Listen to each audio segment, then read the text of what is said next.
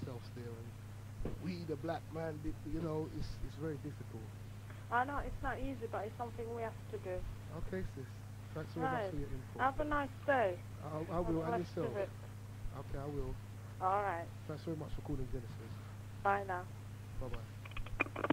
Telephone number in the studio 0956 407 515. That's 0956 407 515. Express your own opinion. You know, you don't have to take mine. You can disagree and put your case forward. Go ahead, caller, you're live on Genesis. Good afternoon. Good afternoon, sis. Right, I'm listening to the radio, and I think what you're talking about is sense, and I'm listening, right? But you turn the telephone volume down a bit, please. It's a bit loud, you know? Okay, sis. Thank you. Is that better? Yeah. All right. Bye. Bye-bye. Okay, London Town. We're talking about, should we call ourselves black and should we call ourselves African? Do we know what these words really mean, and are we really that? Are they, which we call white people, really white? Or are we lying to our children when we say these things? And should we stop it or should we continue? You know, give your opinion. Okay, live on Genesis. Go ahead, caller, you're live on Genesis. Yes, greetings, brother. I'd like to make a contribution concerning the debate. Should we call ourselves black or African? Right? Now, there was a time when we as a people used to object to being called black, you know, because of the negative connotations that are attached to black. Then during the 60s, what was then called the Black Consciousness Movement, many of our brothers in America accepted the term black, you know, and removed the sort of negative stigma that is associated with it. Yeah, that's right. So they were called niggers before and coon and all the rest of it, but we've just accepted this label now, black. What do you actually agree with us being called black? Well, I do agree, but we have to get it into the proper context, because if black is used to describe the color of our skin, fair enough. I'm okay with that. But where black is used to substitute race, I think we have a problem there, because although I would accept that I'm a black man, if you're speaking of me racially and culturally, I would say African. Now, I know there's a question mark around African and what it means, but I use this carefully, right? Now, as I said, if I'm referred to racially, culturally, geographically, and in terms of heritage, I would say I'm African. Because you see, if you look on a map, you can see Africa. Africa exists on a map. It's a place. It has a culture. It has a history. It has heritage. But if you say you're black, in that sense, you know, it's not on the map. It's a void. So many people who go around saying that they're black and are unable to take the next psychological step and accept that they're African, then they have a problem. Because if you are using black to describe yourself in the total sense, it means you have a void in your mind. It doesn't exist. It doesn't exist on a map. Yeah, that's right. Because I mean, you see what I'm saying? I understand that point. And what I wanted to quickly input there is that, like in India, the untouchable, you know that you've got a class system there. The darker skinned Indian people, okay, they're called out like they're the untouchable. They're what you know. Are they black? Are they in as well? Are they in with the family as well? With, you know, they've got straight 6 ether here, but are they in our community? Are they a part of us too? What's your opinion on that? You see, what is my opinion on the Indians? You said who the so-called untouchable. Yeah. Well, if the color of their skin is black, and you see, this raises a very interesting point, because in India there are people who are of what we call African descent, and there are others who are of Asian. So it's a bit tricky. But those in India who are of African descent and black, well, we will accept that they are black because their skin are black, and, you know, they're Africans because they're of African descent. Okay, brother. Where are you calling from anyway? I'm calling from Brixton, but I'd like to go a little bit further and say something else. Okay. You see, there are some of us today who, like one of your caller previously, who said that, you know, she doesn't like being called black because there's a lot of negativity there. Well, the negativity is not necessarily attached to black. It's attached to a certain race of people. And whether we call ourselves black or whatever, I think that negativity would still be there. And black in itself has no negativity. It is what certain people has attached to it, the meaning that people has put onto it. Black is a color, and in the color itself it's not negative, although some people say black is negative because of darkness. Well, life started in the womb where it's dark, and to me there's nothing greater than that, you see? Okay. And light itself can be blinding. So perhaps I'm sounding a bit too technical, but I'm sure yourself and many of your leaders would understand, many of your listeners will understand what I'm saying. I don't mind you getting technical, because that's the only way we can be precise, in what we're talking about. So there's nothing wrong with black as a color, but if you're going to use black to describe yourself as a race, I think that's a void. It has no meaning, because you won't find it on a map. If someone say, I'm black, you look it up on a map, you can't find it. Say you're African. Some people are not happy with that. People are happy with Nubian, with Al-Kabulan, and various things. Again, the name, is going to change throughout the centuries. Another 1,000 years, somebody is going to find another name for it. So I'm okay with the term African. Okay. But then the other point is that there are some people who are a lighter complexion simply because of a history of mixing and so forth. And such people might want to know if they can call themselves black or African. They might want to know if they can call themselves African.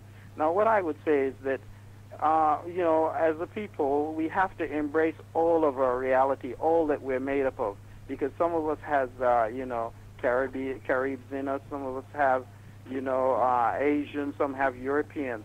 And the same way that we embrace the European part, because some people are proud to say, well, I have European ancestry. Some people say I'm a West Indian. Yeah. The same way you embrace that, you must also embrace the African that is in you, so that if you're light-skinned, you can identify with all of that, being Caribbean, everything else, but also identify with the African that is in you, because it is only when you can accept yourself in the total sense that you're truly a person and that you can truly go forward feeling good about yourself. But if you're ashamed of being African or being black or whatever, then you have a problem. Okay, can I throw a little thing in there? Because you sound like a very intelligent person. You've actually looked on the map and you've seen this place called Africa. Okay, but when you looked on that map, right, before the continental drift, the planet was all one landmass, all together, and it's like broken up like a jigsaw puzzle. For those who don't know, just look at a globe or an atlas, and you can see it actually fits back into shape as one landmass. Yeah. Now, being that through time there's continental drifts and so on and so forth, should we be calling ourselves after a specific part of the planet when it was all one thing? Brother, and then we would go further back and we would come nearer forward. I think we have to deal with what is relevant to the particular time that we're dealing in, because even as we sought to change these things, our progeny, those who follow after us, perhaps 1,000 years later, will be doing the same. We have to always speak in the context of where we are, and we're dealing with where we are now. We're dealing with the fragment of the continent and a certain part noted as Africa. So let us deal with that. But if we want to deal with it prior to the fragmentation, to the drift and so forth, we're going into a totally different subject. We're going into a totally different area, and I don't think your program can accommodate it at this moment in time. Why do you say that, Bob? Well, in terms of space, limited. We're talking about space. I mean, for example, there's someone waiting to get on. A day has, and okay, we can. So we have to speak in fragments. I'm just making a fragmented contribution. Do you know why I'm throwing that up? Because growing up, right, my father's from Jamaica and my mum was born in Grenada, okay? And what I found happening was my Jamaican cousins used to say small island, and my Grenadian cousins used to say Jamaican, Yeah. And because of the fact that they're on different parts of the planet, so that's why I just quickly threw that in there. I call that petty prejudice, you see, and that is petty prejudice. And, and ignorance breeds prejudice. And I think we must understand that we all came on the same ship. We were just dropped off at different ports and at different times. Okay, at different places, different times, different ports. But our experiences are the same. And, really and truly, we're really no different to the other, and even our brothers and sisters in Africa on the continent. I'm fortunate that I have a unique relationship with everyone.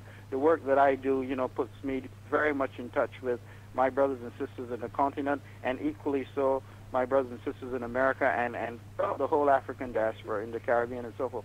And I can tell you at this point where I am at this particular space and time, there's absolutely no difference. I can't see any difference between my brothers in the Caribbean, in America, and the ones in Africa, because this is where I have taken myself mentally, culturally, and philosophically. Can I pause you there 1 minute? Because what I threw that up is there a difference in the land that we stand on? Well, I really, truly, the land, I think you're getting into something much deeper than race now. You're going into something more spiritual, because then we have to look at the power which lies above us on the land itself. I'm a religious person. I believe in the Creator. And then, wherever we are here because, we're supposed to be here. Now, I can go much deeper. I believe that our mission here is very much like the so-called biblical mission of Joseph into Egypt. I believe that this is a very important mission, and as soon as we realize the true meaning of it, we will get up and we'll do what we have to do. We'll discover what we have to discover, and we will make our rightful contribution to the human race. Because we here as a people are here to gather certain knowledge and certain experience that we can go forward and make a very vital contribution to the human race. We are well equipped. We are morally equipped. We are spiritually equipped.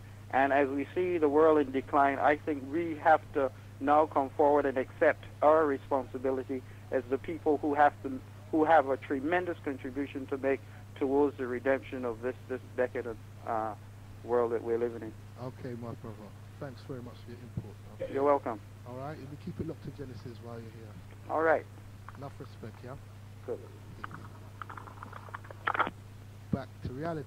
Should we be calling ourselves black? Or should we be calling ourselves African? And are they really white?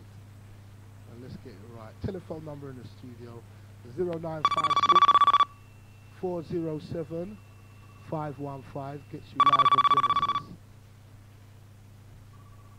Go ahead, caller, you're live on the air. Yeah, Genesis. Yeah. Yeah? Uh-huh. You hear me? I'm hearing you. Yeah, peace, man. Peace to you, black. Yeah. Well, as to the question on whether we are African or black, yeah? Uh-huh. And the brother we just finished. Well, him speak what I speak. Right. Yeah? You agree with the other caller? I agree with the guy just finished just now. Because basically, see, the land, African, Ham, Sham, and Japhet, yes? Uh-huh. Right? It's all the same people, let's not forget that. So whether you're black or you're white, yeah? Uh-huh. The white man is a brother. But you see, when a man uses the color, the woman earlier on said black, too much negative around black. Uh-huh. It's true. You got some people like she who think as black as being negative. But that's where the light is. Uh-huh. You follow me? I'm hearing you. Right. Hearing you too. So therefore, we shouldn't bother ourselves about whether we're black or not. It's why not as it is at the moment, as brother said, it's time for we to move forward and contribute. Because the bridge that them burn, and we have to build it back. Yeah, I hear what you're saying, blood. But you see, what I find that we're suffering from an identity crisis here. Because, like I said, when I tried to tell my child, when I was in ignorance and I did not know better, she was black. She looked in the mirror and said, Daddy, I'm not that color. Okay? All right? Which was the truth. Okay? She spoke truth in innocence to me. Right. Okay? Right. And then I had to try, at the time, try and find you get what I'm saying? Yeah. Because one thing about children, they'll tell you the truth because they're innocent. For real. They're That's born for real. innocent. That's Everybody real, was born innocent, then we get grown and get corrupted. Yeah, man. Okay? But man. she innocently said to me, I am not black. Okay? So, and are we black? Yeah. Well, Because if you really look at the color, yeah. Are we really that color? Okay, check it, right? The pigment of your skin, right? The pigment of your skin, as pigment, and our white brother outside there as well, right? Well, him can't help what him is, just like we can't help what we are, because the pigment of our skin is dark, is light. Okay, but are they really white? Eh? Are they really white? No, listen, there's white, any man that behold the Almighty Creator, yeah? Right? The whiter than white is God himself, as them know him. As, yes? Is God, right? Now, his name, I know him as Jah. Okay. You understand? Me not deal with no Christian or Rasta this. You understand? I deal with life and truth. You understand? So the pigment of the man's skin, that's what it means. Him is just a man just like you. He's a man. The pigment of his skin is black. You understand? Beneath the black now. Beneath the black. You understand? So we have to know, like the brother said, you have to know where you're coming from, you know, and what you is. You understand? Now accepting what you are, disregard what other people may think, right, is the most important thing. Okay. You understand? So whether you're white or you're black, right? If you can look upon a white man and call him a brother, right? And him look upon a black man who is the same skin as you and you call him a brother, right? Yeah? And the same brother where you call a brother, black like you, him seeing one turn around and say, kill him. But the white man, we say, but the same white man, we look upon him and the white man, we say, you different pigmentation from me. And we say, no, don't kill him because he is innocent. Yeah, I hear that. You understand what I'm saying? Right? So what we have to deal with, right? We have to deal with our inner self. Because if a man discover the Creator, to know that he alone creates all things, right? So him say, I create this, and the face of the deep was darkness and void. Let there be light, and there was light. So the light that come out of the darkness. And the land itself, Ham, African, and the people that live in the land, right? They were of black as they see it. Okay, but you understand? Because you said the dividing of the land. Blood, you just quoted from the Bible, but the first thing it says, you know, it says Ethiopia in there, Helivev. Yeah. You know, it mentions Shinar. Yeah. And these places, okay? Yeah. All right? This was right before Ham, Shem, and Japheth. You know? So, you understand what I'm saying? I mean, what does the word, who named this place Africa? Who named it? Well, it is... that's what they just call it. If you look upon letters, man of letters, yeah? Change your own letters. You understand? Ham, yeah? That's Africa is the land, you know? Africa is under the land, you know? It's the land on the continent, yes? That's what I'm saying. Right. So therefore, the people that must live in the land. If I just come along, if let's say I was just lost and I come along, right? And Lord, nah, this is a big land, right? But it was a black people, but I forget that I'm coming from among those same people. Okay. You understand what I'm saying? I understand that. Good. So it's exactly the same. The people that are in the land, if I just come along, I never know. I say, oh, these people is black. But I forgot one thing. I did something. You understand? What will lead me away from identify with my own self? I'll be looking at myself and don't know that I'm looking at my own self. Okay, blood. In other words, I'll be looking at a white man, right? But the white man and me is the same. It's not different, you know. Well, okay, you have some people out there. You have some black people out there, yeah? Yeah. And you have some white people, certain of them. You know what I call certain black people outside us now? I call them white black bastard. Yeah? And there's certain white one out there, I call them white black bastard. You know why? You get a white man look upon you, certain black people and they say, you black bastard. Some people are very, very happy to be offended by that. Okay. But that's because they don't know that the white man look to him and say, not if color and skin I deal with, you know. I tell you, say your heart is black, man, you're evil. Okay. In other words, you've got no heart. Yeah. There's a white man telling you that, you know. That's right, but then you use the terminology, heart is black? Exactly. Exactly. Because the man has no light in him, right? If your darkness, him go and come from him, you know. Okay, then, blood. So that means we should. What are you saying? We should call ourselves black then? That's what we are. But you have to know the difference between black and what mean, what the meaning of black is. Okay, so because the light comes from the dark, you know. So then that means we have to create a new meaning for the word black. No, it created already. Okay, so there's not what I mean by that, if you go to a dictionary and look at the definitions of black, that means we've got to create another meaning for the word then. No, because people, there's a data say about negative, black being negative, you understand? Right? And there's a brother just called and said, no, it's different way I look, and I agree with what him said. Because at the end of the day, right, black is not what you call negative, you know, it's a positive thing. Okay, so that means But because certain ones of us will look down on ourselves and say, I don't like the word black. All right. Because all right, but Blood, what I'm saying is that means that we got to then change the meaning of the word, or go back to what you some originally say it means. No, because I mean, why I'm saying that is, I mean, okay, a word black. Look up the meaning of the word, and you find the color black, coal, soot, and all those things. You know, coal, soot, as the brother mentioned before. Okay, and in reality, you know, are we that? But look on it now. Look on it, right? Now, rather man want to put it in his own word of definition, right? What it means, in order to be liquid. That doesn't mean say you must take on that negative tone, you know. No, what I'm saying is then to take on a positive tone is to create our own definition of the word. No, because the word already create. The word itself is the creation.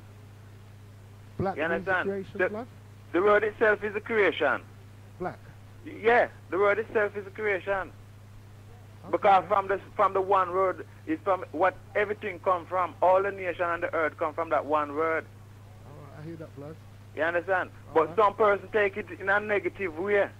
To say because it means soot and black and white mean this and white man that. White mean death, you know. Right? And black as it is, right, bring you light. Okay, Blood. You understand? Okay, Blood. So there's no need to look for another word to put in place of black. Black is creation. Okay, Blood. Enough respect for your input there, you know. Okay, Peace. we're gonna have to move on now because we're gonna take some more calls. Enough respect for your input. Keep it locked to Genesis. Peace. Peace, Blood. Okay, that was a brother's input there and his opinion. Okay, telephone number in the studio 0956 407 515, and we're talking about how, you know, should we really call ourselves black? Are we really Africans? Okay, and are they really white? You know, let me hear your opinions. Go ahead, caller, you're live on Genesis. Yeah, it's Carl from Canberra again. Yes, Carl. Yeah, again, I never phoned to give you an opinion. I'm just giving you what the dictionary said. Yeah. I respect to the last caller, but I refuse to call myself black because if black means of a very darkest color, like coal, I've never seen no one black in that color. Me personally, I prefer to identify with brown. Yeah, okay. It's shades of brown. Okay. And as for calling people white, pure, and I prefer to call them albino. An albino, the person or animal with no natural coloring or matter in the skin or hair. Okay, Blood. Yeah? Yeah, and did you look up the meaning of the word white for me? I have to go back to the dictionary again. Okay, Blood, but you know, if you can do that quickly while you're there, or do you want to phone back? Oh, then I'll do it quick. Oh, I'll phone back, yeah? Phone back then, Blood, okay? Respect for that, yeah? Nice one, Carl. I know you're a regular listener. Telephone number in the studio, 0956 407 515 gets you live on the air. We're talking about, are we really black? Should we call ourselves African? Okay, we're going to take this call. Is that the truth? Go ahead, caller, you're live on Genesis. Yeah, hello, Jackie again speaking. Okay, Jackie. Yeah, I've looked up the word black here. Uh-huh. What it says in Oxford Dictionary? Sorry? Is that Oxford Dictionary you got? Yeah, the same Oxford Dictionary, yeah? Okay. Right? And it's got, for the meaning of black here, Uh-huh. it's got blacker, blackest, Yeah. of the very darkest color, like coal or soot, having a black skin, gloomy, hostile, evil, not to be handled by trade. You understand what I'm saying to you? Yeah, you keep going. Yeah, Anymore? unionist, yeah? Black color of Negro, make black declare, good, etc. Black coffee, coffee without milk. Yeah. It just goes on and on and on. Yeah. Yeah? I hear that. So, at the end of the day, yeah, like how you said to your kids, or your daughter asked you, yeah? Like, or she asked you, or you said to her, and she said she's not black. Yeah. My son asked for the same thing, yeah? Right? What did you lie to him? No, I didn't lie to him. At first, I said probably the same thing what you said. You are black. But as you said, the kids are innocent, and what they see is what they see. They haven't been tampered with, you get me? So at the end of the day, if, like, you're portraying to your kids that you're black and they can see different, I think they'll look at you to say like you're a liar. Yeah. So you're gonna have to try and explain to them in the best way you can. Yeah. So we're gonna have to give it we're gonna have to give like black a new definition. Will it mean something other than what it really does mean? Can you just say that again for me, because it's breaking up a little bit? Yeah. What I'm saying is that means that we would have to give black a new meaning and start to, like, you know, create something of our own opinion. Yeah, I think so, but it has to be the truth. You understand me? Yes, we can't just make up any old rubbish like what we've been given over the years. That's right. Of people giving us the word Negro. When you listen to that for them rap songs, that's all they say. Negro this, nigger that. You understand me? So I don't even agree with them words at the end of the day. I agree but with you, sis. I accept myself, you know, as being me or people of color, but I still don't mind if, like, I'm being called black by, you know, like a, like a white person. Yeah, calling me black. I don't really mind it, but if you associate that around negativeness, that's what I do mind. Yeah. And what you understand what I'm saying to you? All right, and what about the children coming up, right? Because really and truly, they don't really know no better. They only know what they're going to be taught, right? Should we be telling our children that they're black? Should we be calling ourselves black? Yeah. Boy, that's kind of a hard question, yeah, because at the end of the day, I agree, my skin complexion, I am not the color black, yeah? I don't, my table's black, yeah? But I've grown up on the word black, so that's what I know, yeah? I'm red skinned and I've got green eyes, yeah? But I still don't look at myself as nothing apart from an African sister, you get me? Okay, sis. And how people look at me enough times, yeah, is like they might call me like washed, yeah? When I say washed, yeah, they look at me and just see that I don't know nothing about myself, yeah? But when they talk to me, I'm a different person. That's right. Far from how I look, red skin and green eyes, you understand me? I hear that, sis. So at the end of the day, you just have to find the truth. Like I said, if your child looks in the mirror and he doesn't see black and he can see the color table's black, yeah, he's going to just check you as a liar. That's right. So you have to try and find the right word, or we have to give a new word to help the kid. Okay, then, sis. I think, you know, go back in yourself, man, and certain things would teach you. All right, then, sis. Yeah? Enough respect for your call. All right, then. Peace, yeah? Peace. Okay, that was Jackie and you cross there. All right. We're talking about, should we be teaching our children the word black? Are we really black? Are we really African? All right. Telephone number in the studio. Jackie, you haven't put down your phone properly, please. Hello, Jackie, you haven't put your phone down properly. Hello, Jackie, could you put your phone down properly? That's respect. Thank you very much. Telephone number in the studio, 0956 407 515. You know, topic is, you know, are we really black? Should we be teaching that to our children? And are we really African? Okay, we're going to take this call. Go ahead, caller, you're live on Genesis. Hi, Minsta Rebel. It's Debbie from Bayswater. Hello, Debbie. Beverly from Bayswater. Oh, it's Beverly. Hello, Bev. You all right? How you doing? I'm not too bad. Good, my brother. Well, do you know what? I've been listening. I only came in about the last 20 minutes, but I've been getting the gist of what you're talking about. And my little girl and my little boy speak the same kind of things to me, and I try to explain to them about melanin. And they have a greater understanding of the whole thing when I bring melanin into it, because they say, Mummy, you know that girl who hasn't got melanin? Or they say Caucasian. That's what my children say. They're 4 and 5, and they speak in terms of melanin. And I found that to be the easiest way of explaining why our skin color is dark. And also to go a little bit further, because I don't know everything about what melanin is for, but the little bits of what I do know about what melanin is, why we have melanin, I've explained to them, and they really understand it. Like the way our noses are shaped, the kind of brains that we have, the sort of biological makeup of a person with melanin, and why our hair's curly, those kind of things. Because there's that book called From the Browder Files. And Anthony Browder, yeah? That, for anybody out there, that's Anthony Browder from the Browder Files, all right? That is a brilliant book. My children, it's so easy to teach them. The way it's sort of like written, it's so easy to teach them, and they understand it so well that they don't even really use that. They just say, Mummy, you know, that girl with melanin, or that boy with melanin, or that Caucasian. That's what they say to me. When they're talking to me, they just use that all the time, or they'll say brown. Okay, and melanin recessive people, which, you know, our community is calling white, should we really be calling them white? They're Caucasian. Okay. You know, and you know what that word means in the Latin, what Caucasian means. Well, could you break it down for me, sis? Well, it just means basically one who is bound to caves. Sorry? One who is bound to caves, I believe. Okay. I have to research it a bit more, but... Yeah, because like what I know the word Caucasian means to be like Caucasus Asian, like deteriorating Asian, a dying Asian. Yeah. Okay. Right. Well, obviously there's more. I mean, I haven't sort of like researched it deeply. And also I was looking at, you know, they've got in the dictionary about melanin, and it just says black, a brownish black pigment found in skin, hair, etc. And then just about 2 places above it, I'm looking at the Collins dictionary. I haven't got an Oxford one at the moment, but it's got Melanesian, right? And it's got of Melanesia, a member of the native people of Melanesia. So I believe that obviously they're not putting everything in the dictionary, but I believe melanin has a deeper meaning than what they put in the dictionary, obviously, yeah? Yeah, that's right, because, you know, my whole point is that we should question the dictionary itself. Oh, yeah, and I believe so. Who defines the words for us, you know? Because they're just going to give their own opinion. Well, I just think we should have our own dictionary, to be honest.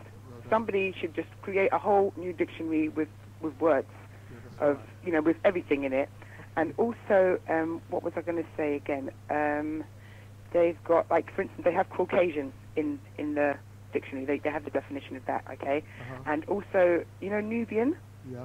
They do not have anything for that. There's no word that says that people from Nubia or anything like that where they've got Melanesian. They haven't got anything like that for Nubian. So Nubian is not in there? It's not even in there. I've looked it up loads of times to try and find it. It's not even in there. The word's not in there? Because it was introduced by Dr. York to the planet, you know, so... Well, I think that's a brilliant word. Okay. I think it's one of the best Nubian. I think we're Nubian. That's right. And I just think we should use that word to describe ourselves. And the meaning of the word Nubian, for those out there in London town, means people of colour. Thank you. Please let's have that word in the dictionary. Let's demand it. Okay. You know, I mean, maybe you could take that protest up. You know. Well, whatever. But let's go. You know, but all I'm here for is to educate the people. You know. Well, yeah, a lovely show. I'm glad that this one's been brought up because it needs to be done. Because again, our children. Yeah. Definitely, they're questioning everything at the moment, and they need to know. That's right. So, you know, big up yourself for today. That's wonderful what you're dealing with, yeah? Thanks very much, Ben. You're welcome. Okay. Peace. Take care. And yourself. All right. Bye. Okay, telephone number to the studio, 0956 407 515. Gets you live across the air on Genesis. We're talking about, should we call ourselves black? Are we really black? Are we really African? Is that the truth? I want to hear from you, London town. Okay, caller, you're live on the air. Yeah, greetings, Rebel. Yeah, greetings. Driver. Yes, driver. Talk a minute, I just got to get the door. All right. Yeah, go on, London town. Yeah? Sorry, right, bud? let me point out to Beverly, the word Nubian does exist. It all depends on what sort of dictionary you got. The actual word for what they've got the meaning is a region of northeast Africa in the Nile between the valley, Aswan and Khartoum. Then underneath is that it's got an adjective, Nubian, and it's got native inhabitants. And it's also got in brackets as a language, yeah? Also, to move on from that... Sorry, driver, 1 minute, I just have to get the door there. Could you go back to the word Nubian and the meaning of it? Yeah, I'll do that. Like I said, London town, the word in the dictionary has got Nubia. It's not got Nubian, it's got Nubia. And it's got region of northeast Africa in the Nile. Between, in the Nile Valley between Aswan and Khartoum. Okay. Yeah? Then underneath that it's got Nubian, which is an adjective as well as a noun. And it's got native inhabitant. And it's also in brackets as language of Nubia. Okay. Yeah? As for the black argument, like I've pointed out, for those who ain't been listening to my show, we do not need to call ourselves black. Because every single definition in the diary for the word black is negative. But driver, listen, blood, there's enough people trying to educate our people and they're saying, we the black man, are what we calling all of them a liar? No, yeah, we should be calling them a liar because we aren't black. We are people of color. All right. If our own children can stand up there and say, look, daddy or mummy, I'm not black, I'm brown. What does that tell you? That they see more clearly than you. Exactly. So all you have to do is find the correct word to phrase what you've got to say. Also, when it turns around and it says to do with white, it goes, it's an adjective, for those who didn't know, of the color snow or milk. A color produced by reflection or transmission of all kinds of light in proportion which they exist. So basically they're trying to say that the color white comes from a spectrum. Yeah, that's right. Yeah? You know, at the end of the day, we shouldn't, like you said, we shouldn't call them white. We should call them for what they are and for where they come. I mean, they themselves turn around and say, they call themselves Caucasian. That's right. But we do not fully understand what they're saying when they say that. Yeah, that's so we're supposed to look into how come they don't call themselves white? Why do they call themselves Caucasian? Yeah. Because they're starting to admit the truth. That's right. But you know what I like, Driver, is the way the Native American called them the Pale Man. Pale Man. You know? Yeah, so because if anything, the Native American knew a lot more. That's why they call them the Pale Man, because, you know, they didn't have no color within them. You know, they're just, how can I put it? If anything, at the end of the day, they're caucus. They're caucus, and they admit it. You know. That's right. They're dying people. That is why I'm not looking to start no race war, but it's no race war. No, you know what I'm saying? You know what I'm saying? Because at the end of the day, come on. I mean, there's enough of the brothers and sisters out there, when they walk past a Caucasian, or when a Caucasian comes up to them, you know, they don't smell too good. That's got nothing to do with deodorant or anything. That's just how they smell. Like they say, it's dying flesh. They're dying. Okay, blood. I hear London Town is hearing you loud and clear, man. You get me? So what it is when people turn around, I mean, like one of the sisters said, well, boy, I don't know whether we should turn around and change the word. Listen, the word is there. There is the word there. There's nothing to change. The word is there. Go out and research it for yourself. I like the idea about writing a dictionary. You know, if people know the mailing address, if they want to participate in it, then we can do that. All right, I'm just going to read out the mailing address. That's Lewisham Way Youth and Community Centre, 138 Lewisham Way, London, SE 14 6PD. Okay, that's Lewisham Way Youth and Community Centre, 138 Lewisham Way, SE 14 6PD. Driver. All right, blood. No, you know what I'm saying? I'm just saying to London Town here, what? Because in the dictionary, I've got 3 columns of black, and all of it is negative. And on the end of it, it's got blackamoor, which is spelled black with an A in the middle and more. And it's got Negro. Yeah. You know, all of that is there, which is associated with black, is negative and evil. I hear that, blood. Now, so if London Town wants to attach themselves to that, then that's their problem. So what about the what about the people that are teaching us, we the black man and they the white man? Are they really lying? So you're calling these people liars then? I'm calling them liars, see? Because look in the dictionary, does the dictionary says, when you look up the word black, does it says Jamaican, African, Puerto Rican or anything like that? No! It does not say nothing like that. It puts us in the negative light. Okay, Drive. And I'm not part of it. All right, blood. See? Yes, blood. Peace. I'm out of here. Peace, Driver. Okay, London Town. That was the Driver of Genesis Radio. Okay. Remember, you can catch the Driver in here 12 to 3 on a Tuesday. Okay, with a talk show program. So you can check that out. Okay, we're going to take this call. Go ahead, caller. You're live on Genesis. Hi, this is Cardine from Ham Hill. Sorry, your name is? Cardine. Cardine. Yeah. Okay. From Ham Hill. Okay, Cardine. I just want to big up the last few callers that was on just then, because they were talking sense.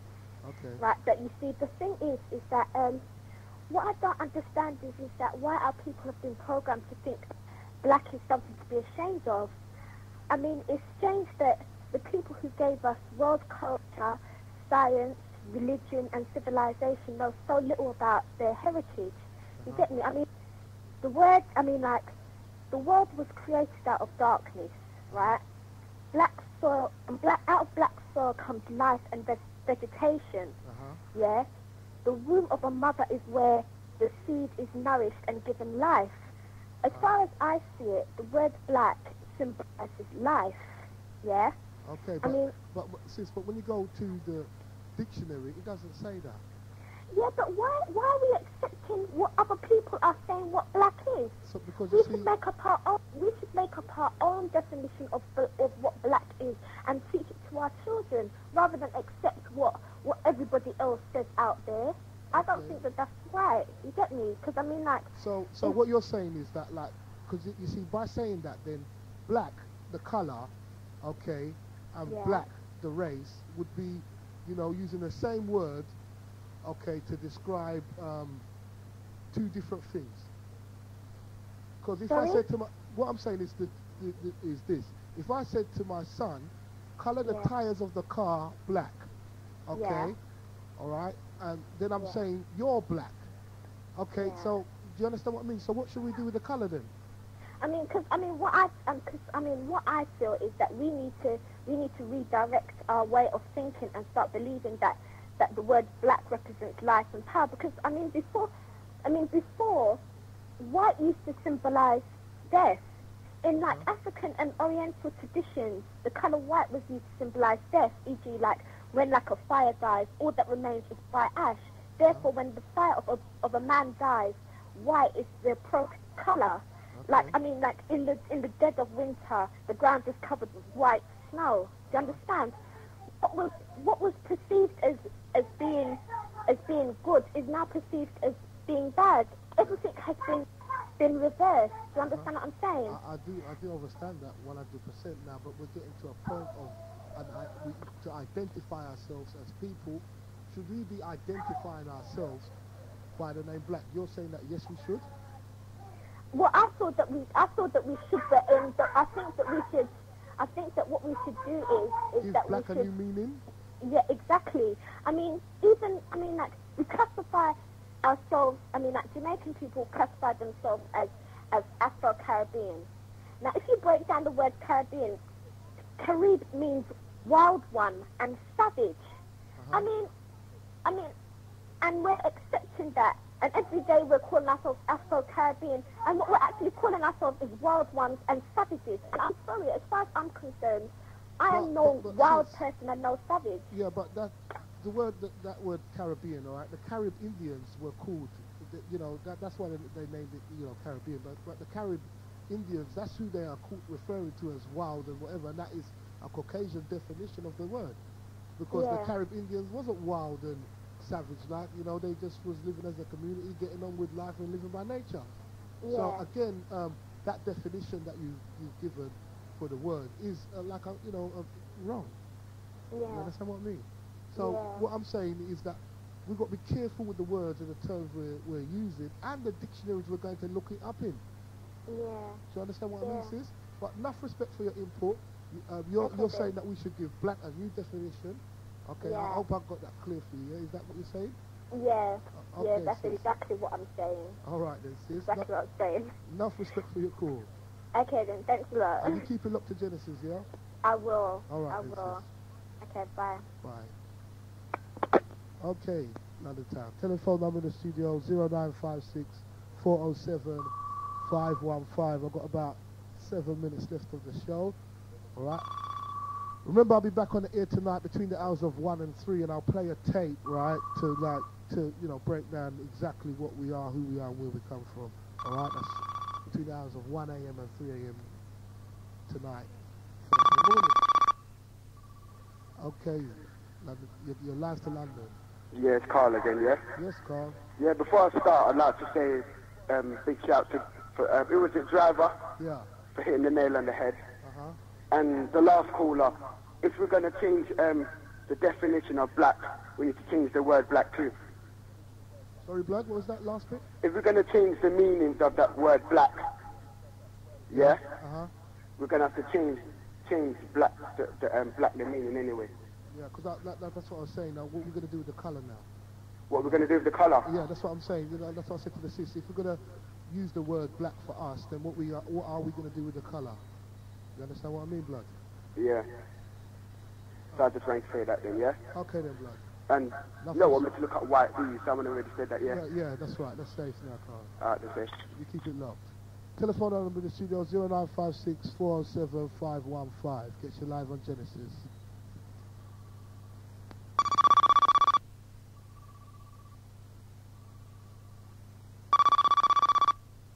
We're going to take this call. Go ahead, caller, you're live on Genesis. Good afternoon. Good afternoon. I would like to make a few comments, please. Okay, go ahead. Yeah, the word that describes a people is not important. You don't think that's important? Hold on, please, let me finish, yeah? It's the people's opinion and attitude themselves that is important. For instance, I'll give you an example. If I give you a bottle with water in it, clean, 100% pure water, and I tell you it's called poison, does that change the fact that it is water? If you believe it is poison, you wouldn't drink it. That's but right. it is still water. That's yes? right. So, and you may be very, very thirsty. Can I pause you 1 minute? That means that you've just deceived me by saying that it's poison. And Yes. it's not. So And you just told a lie there, isn't it? Yes, we have to understand that there is a war going on, and we are involved in a war.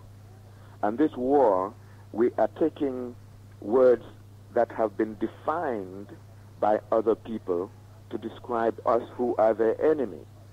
And when we look in the dictionary, which is written by our enemy, and all the words that have any relevance to us is negative, and we accept them, we're actually denying ourselves our own identity, our own values, and we're actually accepting from them that we are ourselves negative. So what we need to do is, whatever words they use to describe us is between them and themselves.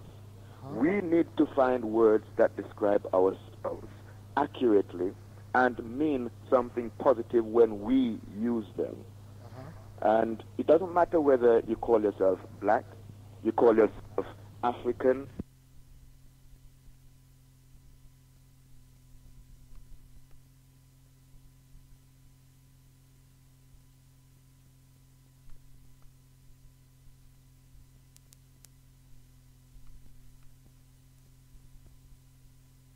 By a word that is positive to you, then you are looking at yourself properly.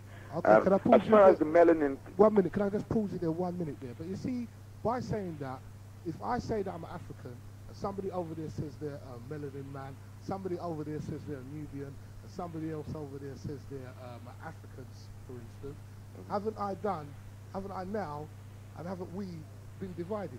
No. You're not divided because you call yourself by different names. You're divided because you see yourself as different. So, if you see yourself as... Hold on, please. 1 minute. You just asked me a question. Yeah, no, because the whole point is... But you let me answer the question you asked me, yes? Okay, go on.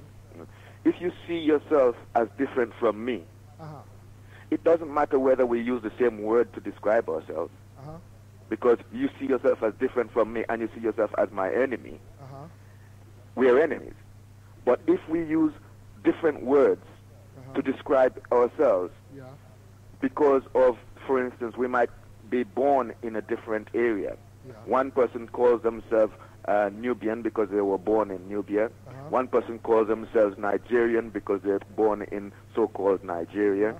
Another person calls themselves American because they were born in Los Angeles. That is irrelevant, because if we look at ourselves and what we actually are, what is the content of this thing that you're describing, with an African person, I call ourselves African, even though you say Africa means to divide. I would like to pick you up on that, because you can give us the root of where the word Africa comes from and show us how it means to divide. But later on, listen to that between 1 and 3, and I'm breaking all of that down.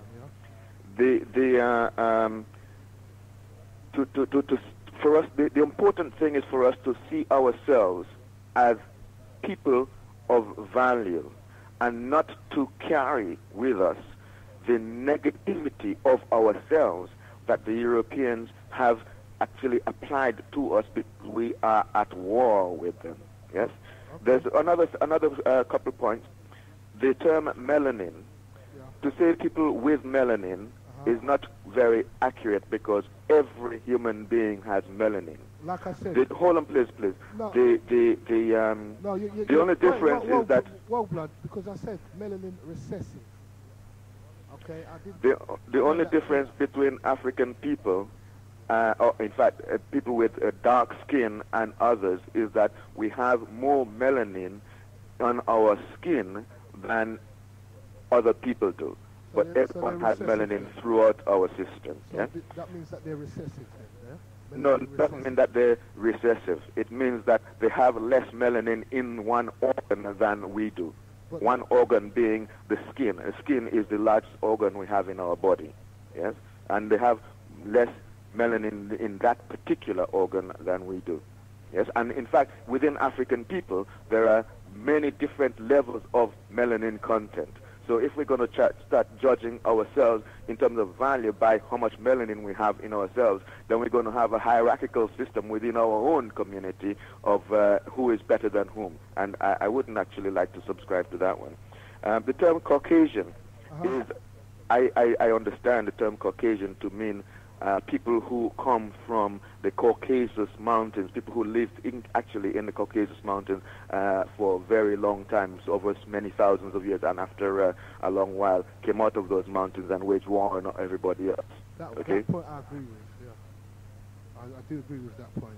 Enough respect for your input, but, there's also one other point, to say that the word Nubian was introduced by Dr. Malachi York is not quite correct either, because the word Nubian was there many hundreds of years, maybe thousands of years.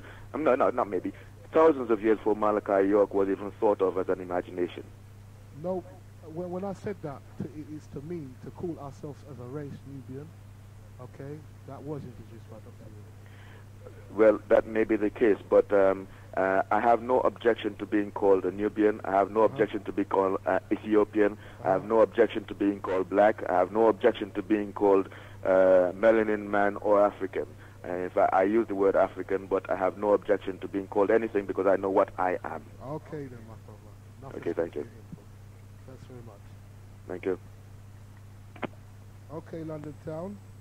Right, we're at the top of the hour. No sign of the RB, so I'm not gonna take this call, right? I'm gonna close the line for a second. All right, I'm gonna play some ads. You can catch me back on the other side. The God Squad. 91.6 FM.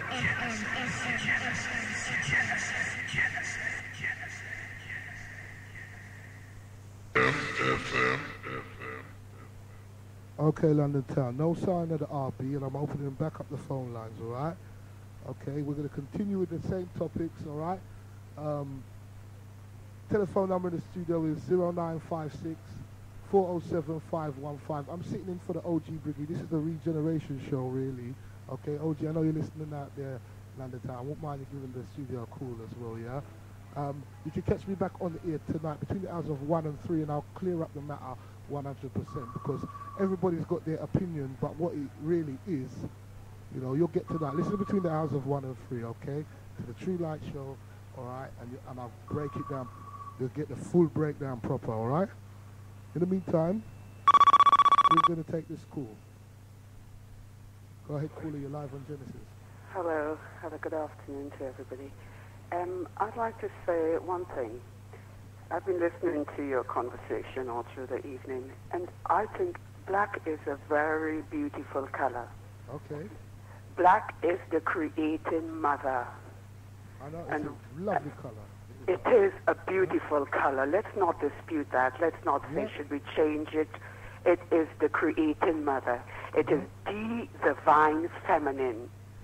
Now, if you go back in history, you will find that there's a person, a virgin called the Black Goddess, which was taken off the scene of the world because she is dark, and we come from darkness. Okay, so what God was that, sorry? We come from every living human being comes from darkness. It is the divine feminine of God, and it is black. In ancient times, they used to worship the Black Goddess. When the Greeks came down out of the hills, and the Europeans and all what the different Caucasians, they decided to take the Black Goddess and paint it white. And there is where the trouble started. This is why the world is in this state. The day that they recognize that there is a Black Goddess, and it is the beginning of life, the source of life, Mother Earth, we will get nowhere in life. because you have to bring up the darkness and that whiteness, and you have to balance it. But they want to cover the darkness down.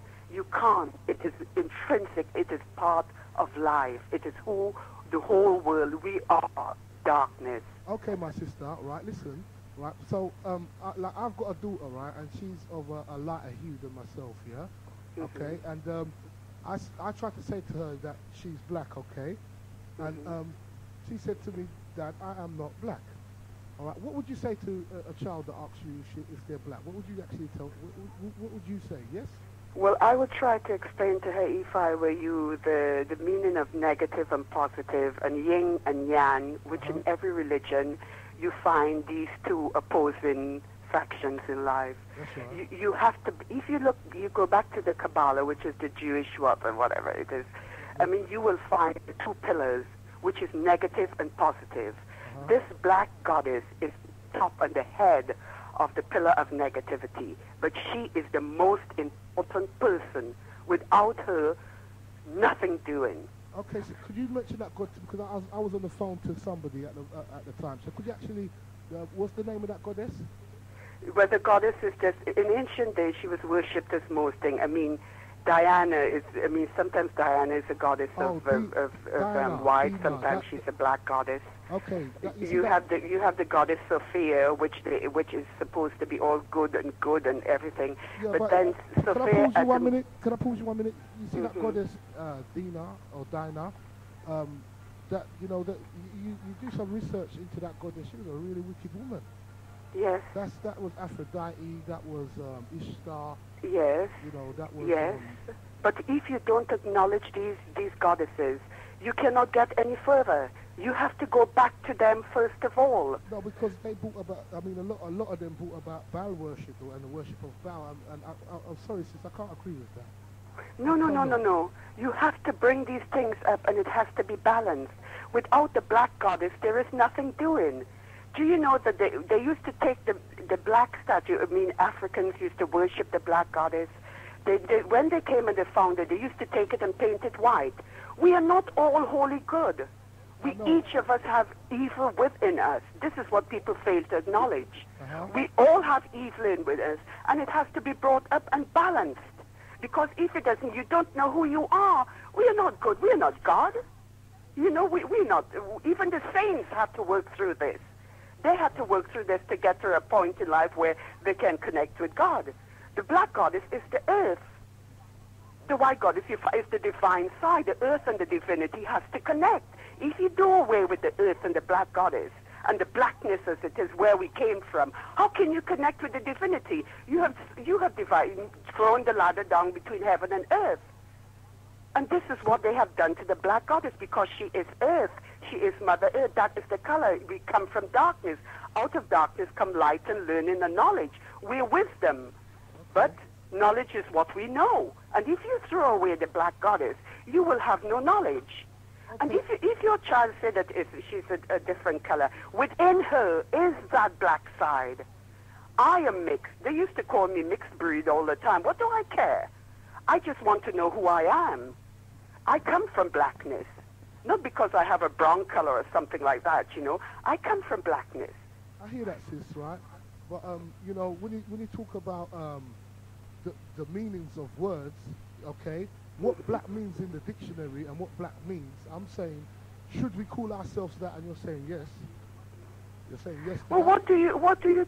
They're only egging you. They're only pushing you and looking for trouble. Sorry? Because I mean, the Caucasian or the European or whatever it is, it's just pushing for trouble. They know without black, nothing's doing. Everything's dead. Okay, so obviously you know your a bit of your history. So can I throw up something to you? You know, in Egyptology, you had Osiris. He's painted an olive tone green. Okay. And that was one of the ancient gods. Okay. Do you know why? Well, I don't know why, but if you could say it's painted green. I mean, if you look at the foliage and the grass and the trees and all these things on the earth, what color are they? And it comes from the earth. I hear that, sis. It comes from the earth. If you're doing anything, and you know, like you're trying to, like most people practice, you know, psychic this and psychic that, the first thing they have to do is to earth themselves in the blackness. Because if they don't, man, they are in trouble. Okay, sis. They are in a hell of a lot of trouble. Okay, sis. You know, you must go back to the dark. If you don't go back to the dark, we are nothing. It's no good arguing. This is what they're doing. They're just looking to cause, you know, confusion between everybody. That black is necessary, and they know that. The Greeks used to say, something new always comes out of Africa. That's what they said, and they listened, and they took everything.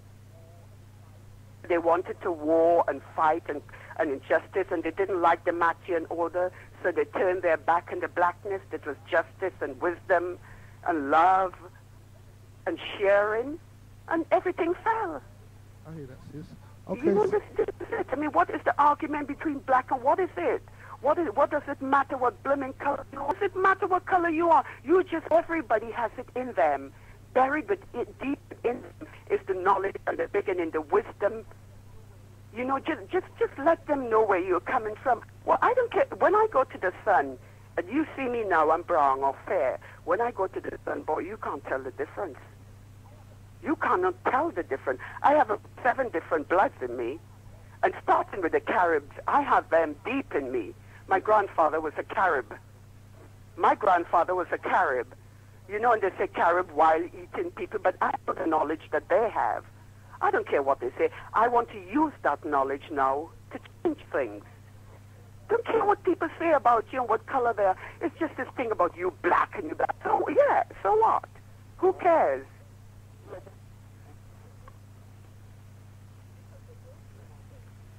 Because they gave you an identity crisis to handle.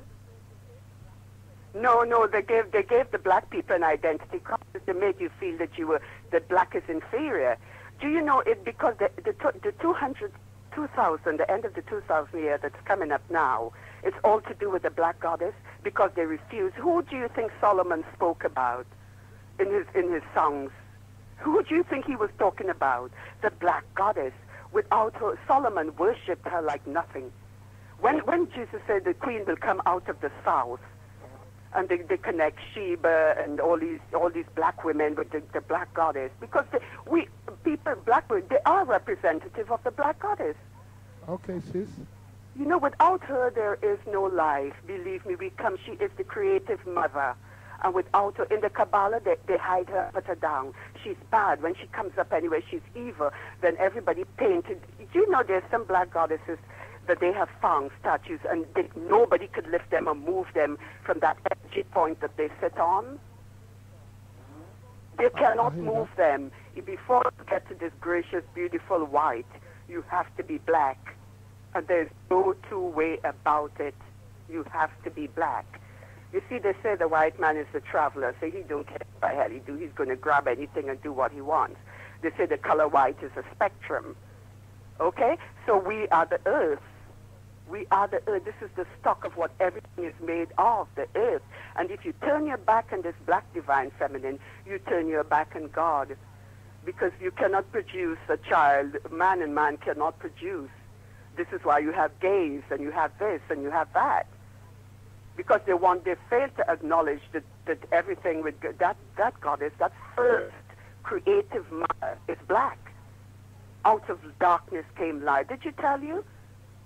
I hear what you're saying, you know. But okay. But what is the thing about color and all this? What do you care what they describe a Nubian or whatever it is? What do you care? I care, because like I said, you know, my daughter said to me that she said that she disagreed that she was black. She disagreed. Tell her in innocence, she disagreed.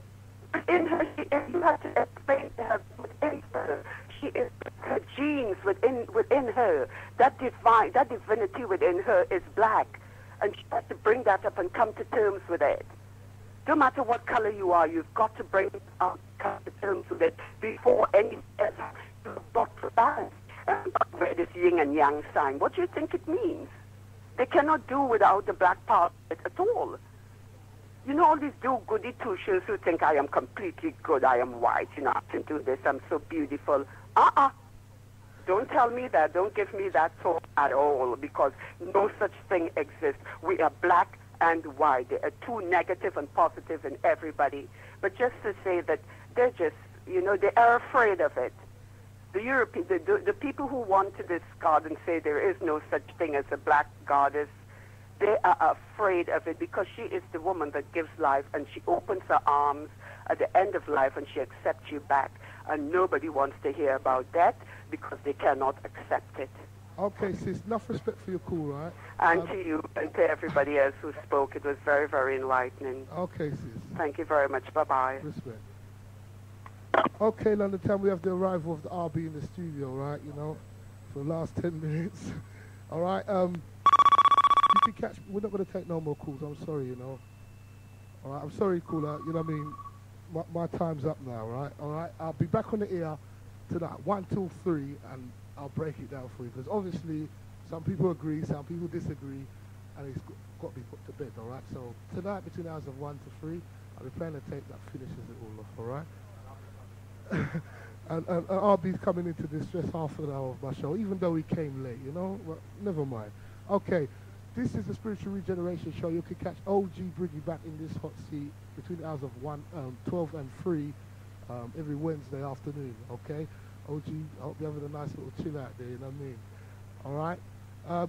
Massive shout goes out to all the educational DJs on Genesis. You know, keep it locked to Genesis, because you'll learn something, that's for sure, okay? Minsta Rebel, I'm out of here. Okay, massive shout goes out to the Mr. Spen, who kept the seat nice and warm, and I hope you're out there, London Town, all ready and waiting and ready to go. This is the True Light Show with the Minsta Rebel, taking you up until the hours of 3, okay? Without further delay, I'm going to put on a tape to clear up the show I done on Wednesday, okay? I'm going to play a little caption of one, and then we're going to go into a whole one straight afterwards, and I'm opening up the phone lines. Telephone number of the studio for further inquiries into what you're about to hear, 0956 407 515. That's 0956 407 515. Here we go. Just yesterday, if they were to bring that hairstyle up to today, instead of us being called Afro-Americans, we would have to be called Jerry Curl Americans, or Extension Americans, or Perm Americans, because Afro is just a hairstyle, and the word Afro don't apply to us. We are not Africans. And I say that to say nobody is African. There is no such thing as an African. The word African means Ifriqiya, to divide us up into pieces. We are Ethiopians, we are Egyptians, we are Cushites, Hamites, Shemites. We are not Africans. You follow that? We have broken up into families, became known as Ashanti, we became known as Mandingans, we got set up with Igbo, we became many different names. But when you get past all those tribal names and get down to it, we are the Shemites and not Semites. They could be Semites, we're Shemites. You follow? So we have to prepare ourselves for this hour in time. And the sun is on our side. Nature is on his side. But he is destroying the planet intentionally. The God Squad. 91.6 FM. One more time again.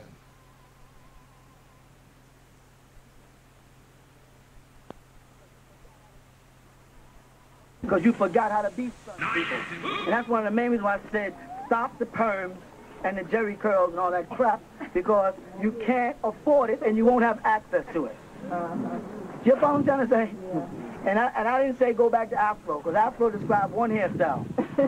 One hairstyle. And I heard somebody say just yesterday, if they were to bring that hairstyle up to today, instead of us being called Afro-Americans, we would have to be called Jerry Curl Americans, or Extension Americans, or Perm Americans, because Afro is just a hairstyle, and the word Afro don't apply to us. We are not Africans. And I say that to say nobody is African. There is no such thing as an African. The word African means Ifriqiya, to divide us up into pieces. We are Ethiopians, we are Egyptians, we are Cushites, Hamites, Shemites. We are not Africans. You follow that? We have broken up into families, became known as Ashanti, we became known as Mandingans, we got set up with Igbo, we became many different names. But when you get past all those tribal names and get down to it, we are Shemites and not Semites. They could be Semites, we're Shemites. You follow? So we have to prepare ourselves for this hour in time. And the sun is on our side. Nature is on your side. But he is destroying the planet intentionally. The God Squad. 91.6 FM.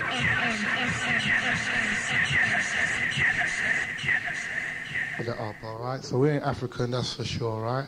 Okay. I was going to play a caption of this tape, but I'm just going to give you the whole thing, right? So you can listen about the color thing now, whether we should call ourselves black or not, or if anybody on the planet is black, okay?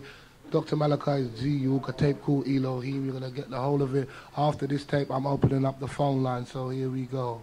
Now, the Quran, if you want the True Light Show, fighting ignorance, taking you out of darkness. Genesis 91.6 FM. And going behind your ears and crossing your fingers. None of that was law. Those are customs and traditions that men fed us and we followed. Instead of us saying, Bismi, El-Allah, El-Rahman, El-Rahim, which is the way we should have said it, they were taking the L out of everything. That's what the Mohammedans did, the pagan Arabs, because they worship Ur. Ur is from where the word Ur of Chaldea comes from, meaning fire. So they changed it to classical form, added tajweed, and had us saying Bismillahir-Rahmanir-Rahim or Bismillahir-Rahmanir-Rahim, and took L's name out. We go back to the Torah, the Tanakh, and look at the first chapter, Bereshit, or what's called the genealogy of man. It says... Wait, you're giving me all these things to read. I gotta start somewhere. I don't know. I ain't gonna remember all of this. Start where I started. Read the book of the angel Malachi. When you say Malachi, you're saying my angel. The reason why they don't know who wrote the book is because Melchizedek wrote the book of Malachi. Read the book of Malachi, and it tells you what to read in Revelations. Then go from Malachi straight to John. And then from John straight to Revelations, don't read the stuff in between. Start with Malachi. Read Malachi. But my poster is right. Oh yeah, both of them are right. The poster is right by tradition. As Ansaris, right, following the tradition of our fathers prayed a certain way. And they added in customs and traditions that became century practice. I understood that. That's clear. Now we've got the point where we're at the first candle. I know it's going to sound confusing. The first candle of the last 8 years of Hanukkah is lit. We're now 8 years from the end of the world. So that candelabra that you see the so-called Jews lighting every year around Christmas, which is December, which is a symbol of the goat, which is Capricorn, as they call it, right? It's symbolic of the last 8 days of creation. 2000. Until the year 2000. The first candle was lit this year in Israel. You follow that? Yeah. And now we're starting the countdown for the miracle. If that candle stays lit without burning out for 8 more years, we're coming into the year 2000, which is the end of his... This is a literal candle. This is a literal candle. It's kindled, right, in Israel, right? And if it stays lit, we're coming into the end of the world. The devil knows his time is up. It's 6,000 years up. We as a people are, listen, we are Israelites. Why do I say we're Israelites? I say we're Israelites because Ishmaelites are Israelites. They just don't want to know it. Let me tell you why, for those who understand. The word Israel means to ascend towards, see that name again? El, right? Isra. Muhammad made an Isra in the Quran to El. So Muhammad, his name should have been changed to Israel, but the Muslims didn't do it. Now, in the house of Yaakov, Jacob, his son Joseph married an Egyptian woman, Asiyat, and had 2 sons, Manasseh and Ephraim. He married an Egyptian woman and had 2 sons, Manasseh and Ephraim. And Jacob welcomed those 2 sons, Manasseites and Ephraimites, into the family as Israelites. Correct? Now that's a historical fact. Okay. Now let's go back to Abraham. Abraham took a wife called Hagar, an Egyptian woman. She had a son named Ishmael, or Ismail, right? And he had sons. So by right, the Ishmaelites are as much Israelites as are Manasseh and Ephraim. So when they speak of the host in the book of Malachi, I'm preparing it so when you read it, you'll see it. When it speaks of the host and it keeps saying the host of Israel or the host of Elo or the host of Elo, they're talking about all of us in the last covenant. The first chapter of Malachi is going to tell you how the Israelites messed up. The second chapter of Malachi is going to tell you about a new covenant that came in amongst the Ishmaelites and how they messed up. And the third chapter of Malachi is going to tell you about us. And the fourth chapter of Malachi is going to tell you about the end of the world. I have one more question. You said in 8 years, but I was told the 144,000 would be my children's children. So how is that going to come about in 8 years? It's not. So what about the 144,000? I'll tell you. Wait. It was supposed to be born like the elders. The word Shem. The word Shem means upward or there in the ancient language. Shem means upward or, in Arabic you say Sem, sky. Shem is Hebrew or Aramaic for there. In the scriptures in the 6th chapter of Genesis, right, they speak about elders coming down here and having children amongst human beings and producing children of Shem. They call it renown, but the Hebrew word is Shem, children of the sky. That was supposed to. Now, the next time it happened is when it said, my soul will not always be with man, for he is but flesh. And they were speaking about when an individual will be born the same way as those original beings. And that would be that some individual will be born by the intervention of an angelic being, you follow, and a human woman, like it said, and the sons of God saw the daughters of man and went into them. Did that happen yet? That was Jesus. All right? And they said he'll live 120 years. That was him. Now, and then at the end, they say, Jesus said, as many as believe on me, to them I give the power to become the Shem, or the sons of Elohim. So therefore, we were supposed to produce the children in 1970 and raise them, and then they would give birth to the angelic kids. So the children that were born in 1970? Was supposed to be that, but the devil set out to get all those kids. He had his full concentration on the destruction of the kids in the tabernacle. We were so busy doing so many other things, we overlooked that he wanted the kids and the kids only. He wasn't interested in me, he wasn't interested in you, he wasn't interested in him. He wanted our kids because he knew that they were supposed to give birth to that group of divine beings. The Elohim would be born on earth again, the Israel kids. So what he did is he destroyed the covenant. And he made us. He said, I'm going to make evil fair seeming. Catch me again. There was a period of time when we knew. We had knowledge. We had no beliefs. Right now, you live in beliefs. You want to believe things. Belief is ignorance. Right knowledge is to know. You understand that? Belief is ignorance because belief is the acceptance of things that you do not know. As an Elohim, or as it says in the book of Genesis chapter 4, verse 22, that he said, now the man has become like us. He knows good from evil. That's the first thing that it said that man knew, good from evil.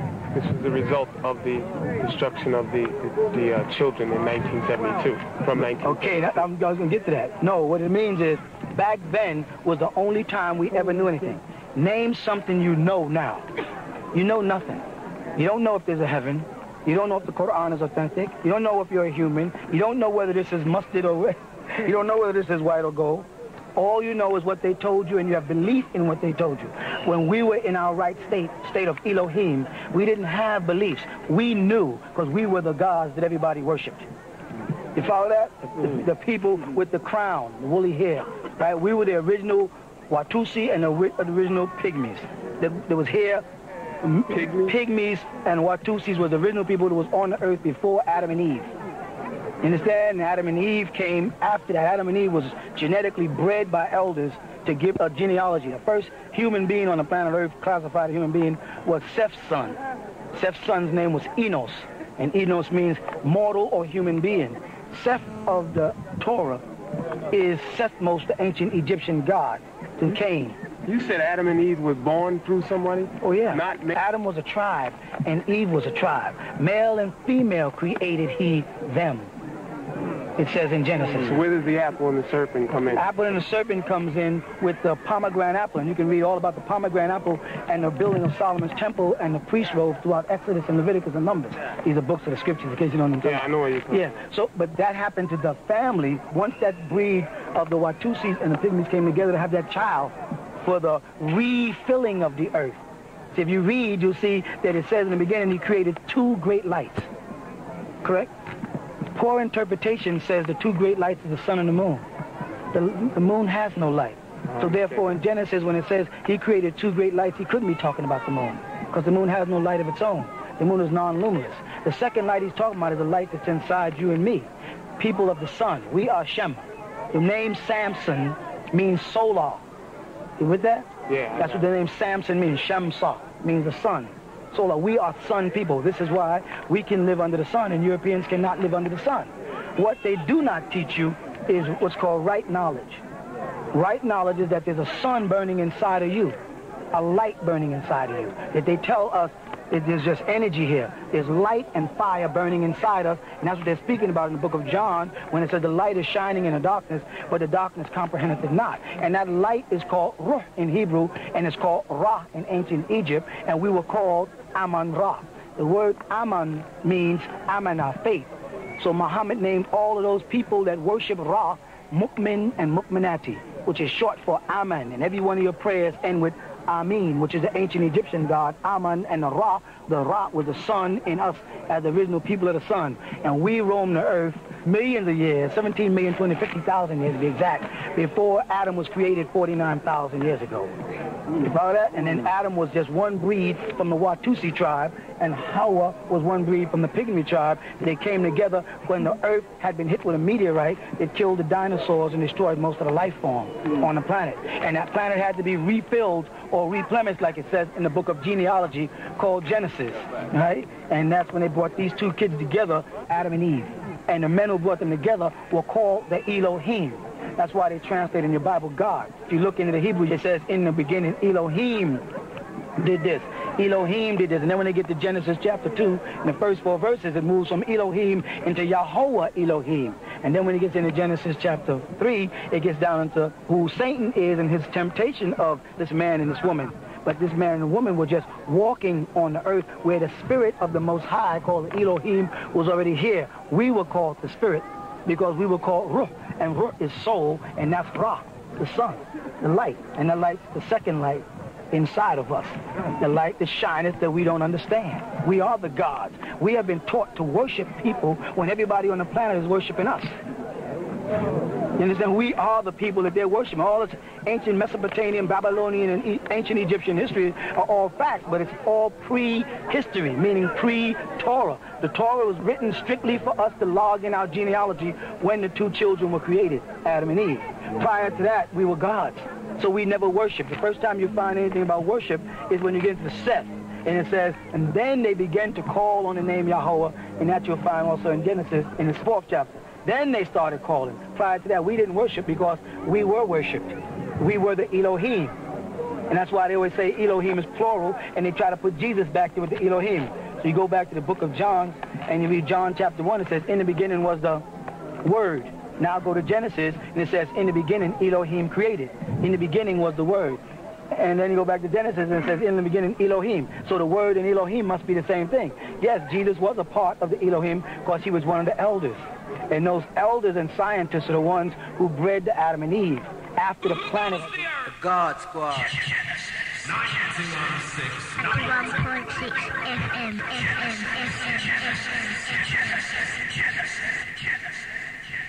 Okay, London Town, got to pay the rent, okay. For further inquiries into what you're listening to, give us a call in the studio.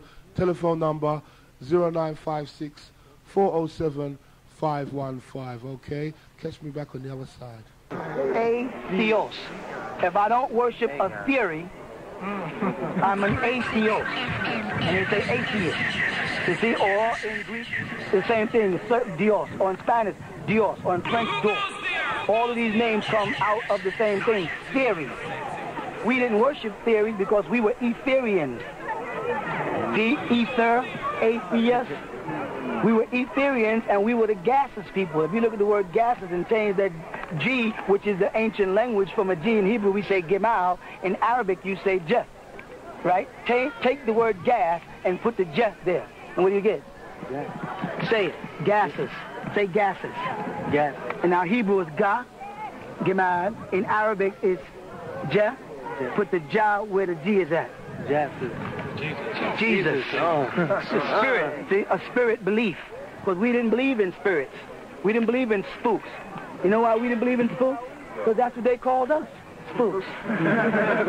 We were the spooks. We were the spiritual beings who incarnated on this planet. When they say God, they're playing a trick on your eyes, right? When a child reads backwards, what do they say they have? Dyslexia, right? That means they read backwards. What does the word lexia mean? Lexia means law. Look it up. The word lexia means law. Dyslexia means to go against the law. And they're teaching you to write from left to right. In all the ancient scriptures, you'd read from right to left. So now let's go and go against the law and read God from right to left instead of from left to right. What do we read? Dog. We read dog. What is the dog? The dog star.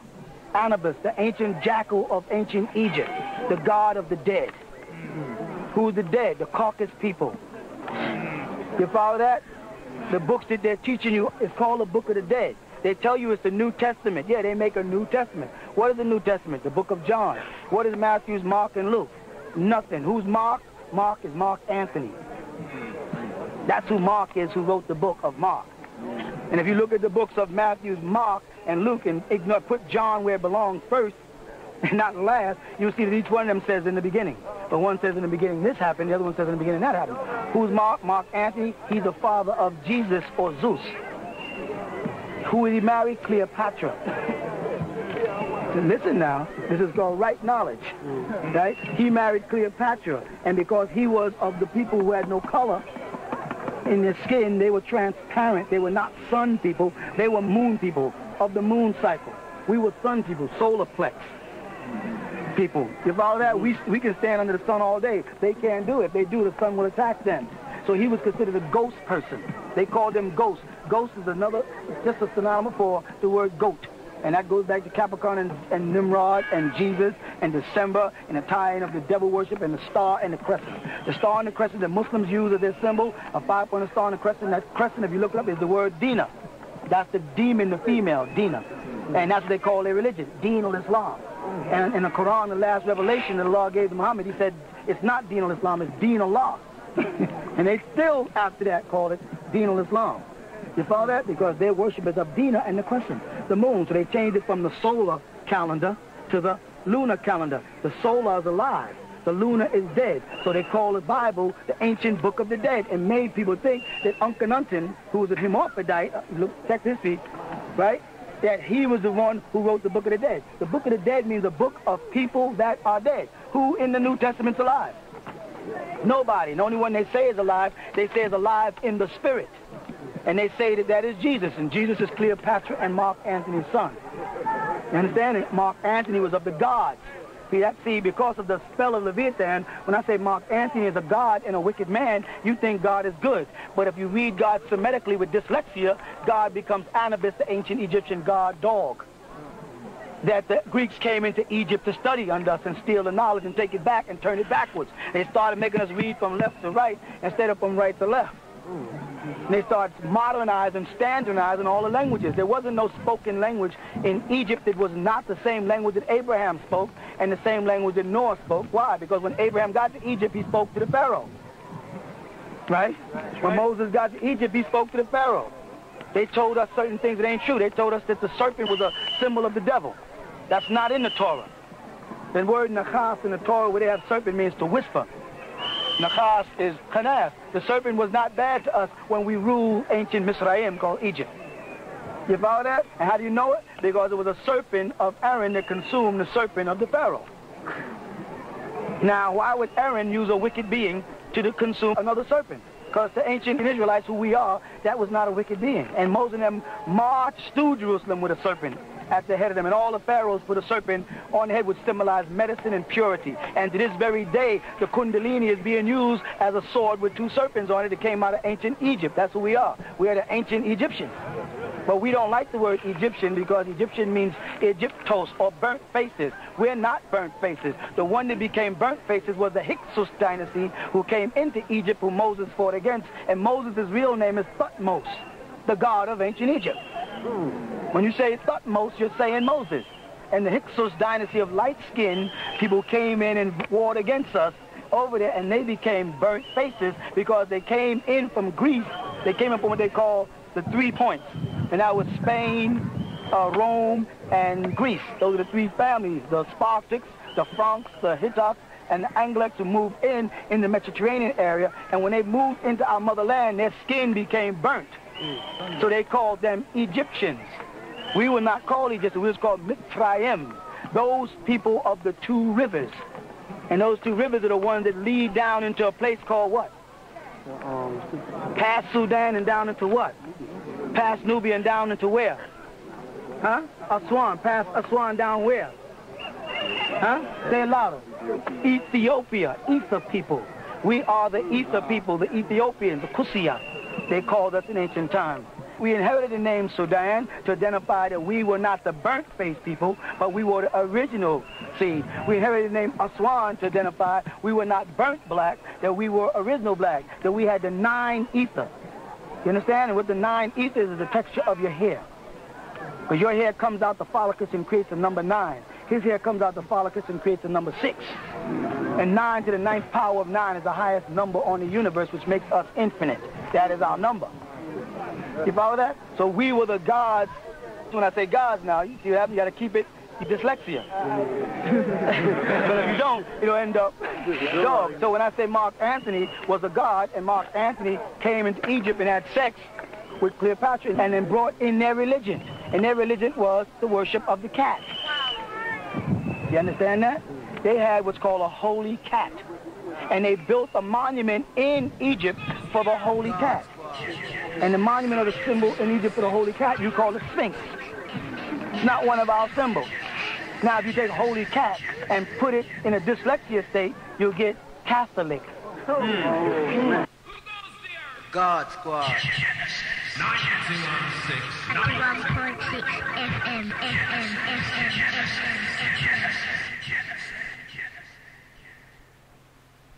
Okay, London side. That was the A side. Now we're going to go into the B side, all right? For further inquiries into what you're listening to, you can give me a call in the studio. Telephone number 0956 407 515. Okay, that's 0956 407 515. In the meantime, here we go. 91.6 FM.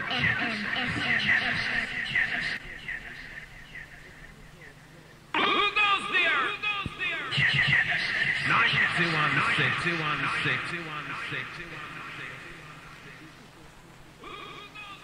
God Squad.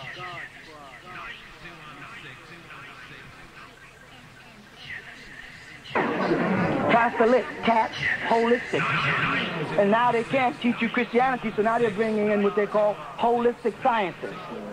The New World Order, because people have fallen away from Krishna worship, which is Christianity. We saw through that. We're starting to rise back up again. The moment we stop conking our hair and pressing our hair and putting our feet on the grass again, things are going to start opening. We lost our eye and our light is dim. Blow on your hand with wind like this, with your breath. What do you feel? Heat. Why do you feel heat? Huh? No, not because of the temperature. Because of ether. Ether is a gas. You understand that? What do we breathe in? What do we give off? What does it take for fire to burn? Oxygen. What does it give off? Carbon.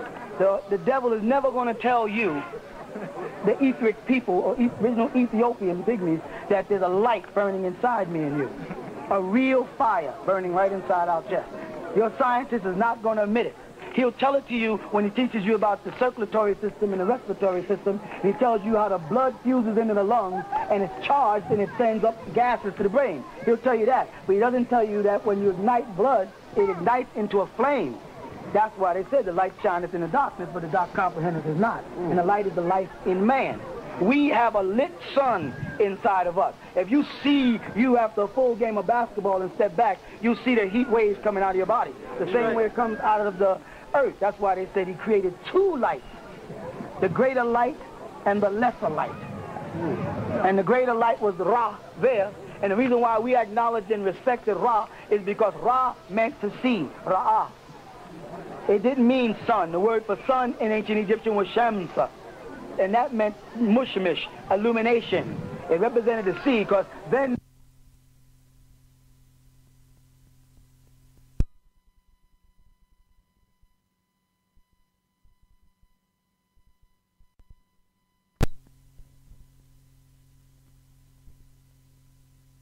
you don't make fudge, well, the sun is rising. That's because we were sun people. People trying to get away from the sun made us start hating the sun. How'd they make you hate your hair? No, by telling you to pick cotton. That's right. There was a million things in this country that slaves could have did. It's not amber waves of cotton, it's amber waves of grain. Why'd they have us picking cotton? Because it made us hate the texture of our hair. And that's the first thing everybody here did. Comb their hair, brush their hair, straighten their hair, perm their hair, process their hair, jerry their hair, anything to make your hair straight. You know what you do? You take a piece of hair and take a match and come down there. And you know what you see? Before the fire touches the hair, it curls.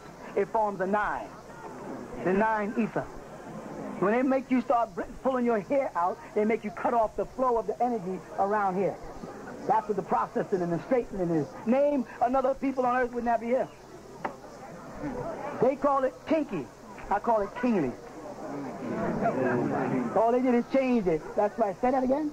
Crown. And what was the kind of hair grease that if you're old enough, that your mother and father... Only the older people hear that, right? Royal Crown hair grease is what they use to press your hair straight. We will continue following this brief intermission. We will continue with Rabboni Yeshua Bar al-Hadi on Mount Zion.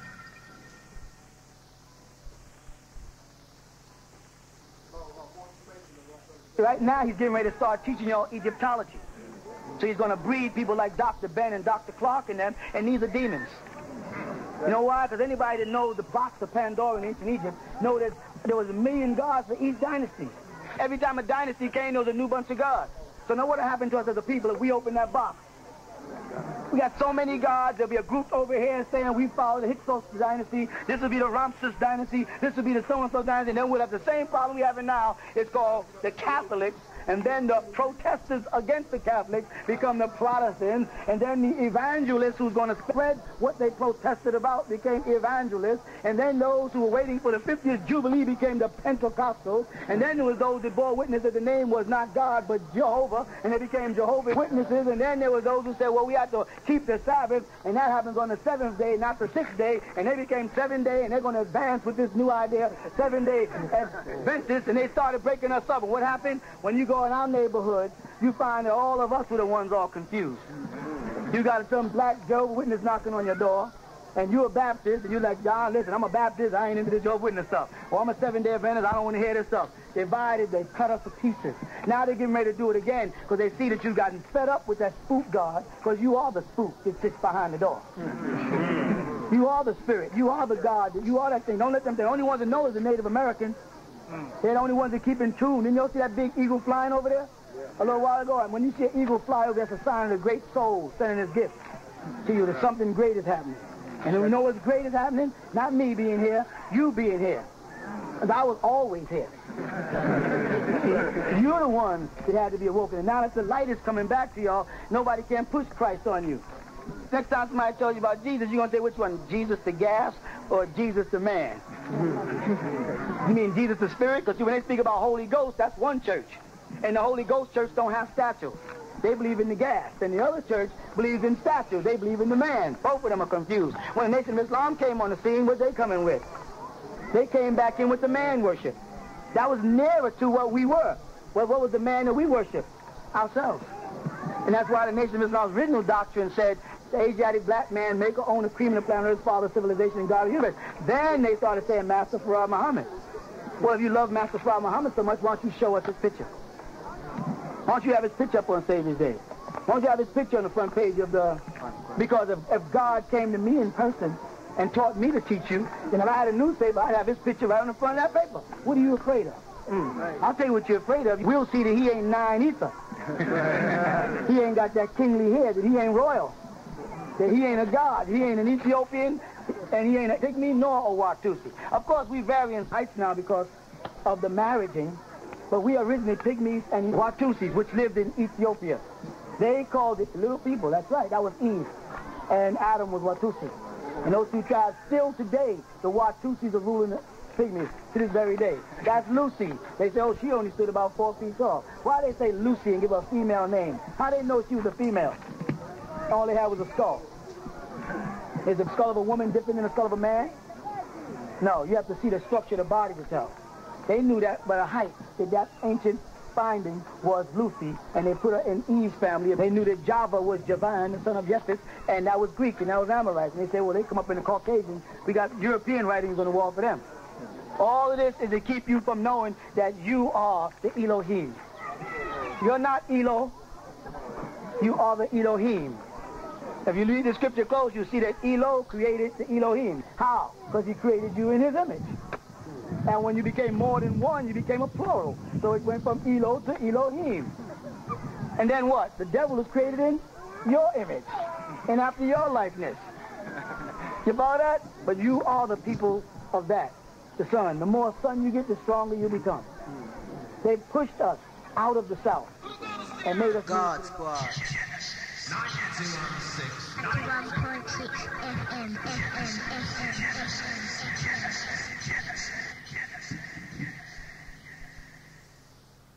Okay, London Town, time to take a commercial break. For further information into what you're listening to, give us a call in the studio. Telephone number 0956 407 515. That's 0956 407 515. In the meantime, I'm going to take a short commercial break and catch me on the other side. Your likeness. You follow that? But you are the people of that, the sun. The more sun you get, the stronger you become. They pushed us out of the south and made us move to the north. They knew when we got to the north, there'd be no igniting of the sun. See, they have a hole up here. When your baby's born, right up in the top of your head, it's soft. You can see it beating. Right? And the first thing the Arabs say, well, you better do this. You better have them put a cap on that head. Every time I see a new baby with a cap on, people say, I say, take the hat off the baby. Every time I see a little girl with her head wrapped up, I tell the parents, take the covering off the head. They say, well, what about our religion? I say, religion is faith. What about the fact, the sun, the energy? That light got to keep burning. The moment that light goes out, what happens to the human body? And what does it become? Cold. And what does that mean? The absence of heat. What does that mean? The absence of the fire. The ether is going out. Now, alcohol is etheric, or ethyl, right? If I lit a fire and poured some alcohol on it, what would happen? It'll flame up. What happens when you drink alcohol? You get this strange heat inside, and then you start getting all warmed up and start perspiring. What happens when you get mad? You say, I'm getting hot. Right? And what the Quran refers to that as Nar and Samun. They call it a smokeless fire. We created man from a light, and the light is the fire. It's one of the two lights. You understand me? I hope you understand. My name is Lean, right? I want to know what is that in Hebrew? Olum. Same thing, Olum. The only they would spell it O-L-U-M. Olum. And that's one of the names of the Most High again. In the Torah you find El Olum. It means the same thing, right? The universe. And that's one of our names. You see what happens? It means the universe. Right? When the meteorites hit the planet Earth 17,250,000 years ago, right? That's when we were walking as Elohim or Jebarian, and we had our poses were stripped with the Hindus. That's what their religion. Hinduism is Satanicism, and Hinduism bred Christianity and all these other religions. You look at Hinduism, Christ, Krishna, same word. You know, you can see all their rituals came, Brahma, Abraham, they just eased it in on us the same way Enoch did, right? When the meteorite hit, it killed the dinosaurs. Historical fact. Men that knew how to live behind waterfalls survived. We went and lived behind waterfalls and caves, and in there oxygen was there. Other Amorites went in other directions and died. People got buried under the sand. We came back out and started to replenish the earth, and the two tribes met. The two tribes being presently known, Watusi and Pygmy, and the chiefs of those two tribes got together and formed a council called the Elohim, right? Which meant those who worked for Elo. And their job was to refill the earth and replenish the earth. They would call themselves the spirits of Elohim. You follow that? Then we knew. Now we know nothing. Somebody took away our ability to know. Because if you look now at yourself as an individual and ask yourself, what do you really know? You don't know anything. You don't even know you're here. And if you know you're here, you don't even know where here is. All you know is this is the Catskills because they said it's the Catskills. This is liberty because they said it's liberty. They say today is Friday, right? They told us that. How do we know? And Friday is one of the names of their gods. Everything they did, they put names, but it didn't say that. It said Adam. Whatever Adam named the thing, that was his name. That's when we knew. What happened to us? We have a case of amnesia. You understand that? As a being, as a divine being, spiritual being, we have a case of amnesia. We don't know who we are. And we open the white man's book, he says, oh, you mean Negroes? Oh, Puerto Ricans? Oh, Haitians? Oh, Trinidadians? Oh, Panamanians? He keeps on giving us names of where we're at. He did that to another angel also. He did it to the angel Elijah. He didn't know where Elijah came from because he didn't have a mother or father and didn't want to tell you about man incarnating on the planet Earth, so they said he's a Tishbite. And then they tried to look up Tishbite, it became a place. They talked about Melchizedek. They didn't know what he was, the way he came from. He said he had neither mother nor father, no beginning of that. We don't know who he is, but he had to be a man. You follow that? Because they cannot deal with the fact that we are incarnation. Incarnate means we came from someplace else. The star Sirius out there that they talk about in the Beta star constellation is where we're looking up. Why are you looking up in prayer? Tell me. Where's hell? Who taught you hell was downstairs? Well, let me tell you about a confession and teaching you about hell. In order for me to teach you there's a hell beneath us and that beings are down there, let's make the club and not fill the club with people. Let's make hell the name of a club. And let's not put any people in there and not put no music on. The first thing we have is a place. And that place would be called hell. Right? And the place is able to be occupied by beings. Good or bad, up or down, I don't care. I'm just talking about the place. And if I teach you there's a place called hell that people can burn in or people will be in, I'm teaching you that there is a place called hell. You with me? Mm-hmm. Yeah. So I'm confessing to something. And if I say hell is down beneath me, then I'm telling you that there's a vacant place down beneath me where some people are going to be. Those people are going to burn, they say. That's going to be hell. Up and above the fact that that's going to be hell and people are going to burn, I'm confessing that there is a place beneath you where people will go. So in the Bible, when they teach you about hell, they're teaching you about the center of the earth. But the difference is the devil is saying that's hell, because it is to him. You see? And he makes you think you don't want to go down there. You don't want to go to Shambhala. You don't want to go to Adrita. But in that lesson of hell, Jesus was down in hell and came out in the bosom of Abraham. In that lesson, he's admitting that there is some place beneath us. You see, they call it Hades, beneath us. What is the confession then? That there's an inner world. He made it hell. You understand what I'm saying? So every Christian preacher that gets up and teaches you about hell is teaching you about an inner world beneath us. Think about it. Whose world is it then? Well, what does he call us? The devil. He calls us the devil. He says niggas will give you hell. Don't want them in your neighborhood. Wherever Negroes gather, there's heat. Niggas draw heat. Right? What they say about us in the Bible, wild ass of a man. We gave everybody hell. Nobody wants to live with us. We don't want to live with each other. So maybe what he's calling hell is our neighborhood. Right? Mm-hmm. And then we must be the inhabitants of the center of the earth. So when the flood came, many of us who knew where to go. So we knew to go in the earth and down to the center of the earth and there wait for the flood to subside and come to surface again and refill the earth. Do you understand that? And he came out of a sickness in us, a disease. And that disease manifests itself in what's called leproma or leprosy. You follow that? And now he has us loving the image of illness, of sickness and disease. We love his image. You understand? If someone is light and straight hair, they're pretty. Someone is dark with kinky hair or kingly hair, automatically they got to be ugly. And even if you stand there and pretend that you ain't fascinated by them white women they put on the videos, you're lying. You can lie if you want, but who you lying to? You're lying to Elohim. And that's the person you can't fool. They put light-skinned girls on television, we think they're pretty. Correct? It's going to take some serious cleansing to get us back to 9 ether. to get us back into the science of ourselves, of what beauty really is. He made beauty his image. And that is the image of the beast. It says it right in Revelation. So they took and made an image of Zeus, the god, right? And you see Zeus with a long hair and a beard. And then they made a Jesus and gave him long hair and beard. And he's the image they made you love him.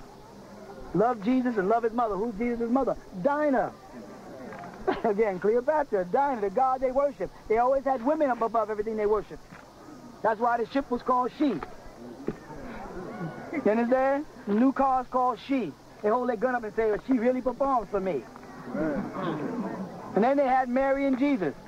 They couldn't be satisfied with God. They had to have a mother of God. Who did that? The cat worshippers. So they made synonymous with witchcraft. The cat. Who they give it to? The woman. Made it black. And made it black. See, I tell you, and you might not want to accept this, I tell you, give them back black. Let them have black. Because of what they made black mean. And as long as we're in this country and living under his definition, we're going to get his definitions of black in our subconscious mind. He made black bad. He made it negative. So what does it mean for us to give up the English word black? I couldn't get everybody to say Nubian, it's taking too long. Because if they would have said Nubian, we could stop saying black. Because Nubian is not really the color black. Nubian is really us. And I don't see nobody here black. I see some dark-skinned people, but ain't nobody here black. When you look in the mirror, you see brown. You see beige. We're light-skinned, dark, all the colors of all of the rainbow and every flower. And when they speak about the Almighty's creation and his color, what color is he? Don't say black. See, the Sunni Muslims again said Allah is the light. 91.6 FM. It means for us to give up the English word black. I couldn't get everybody to say Nubian, it's taking too long. Because if they would have said Nubian, we could stop saying black. Because Nubian is not really the color black. Nubian is really us. And I don't see nobody here black. I see some dark-skinned people, but ain't nobody here black. When you look in the mirror, you see brown. You see beige. We're light-skinned, dark, all the colors of all of the rainbow and every flower. And when they speak about the Almighty's creation and his color, what color is he? Don't say black.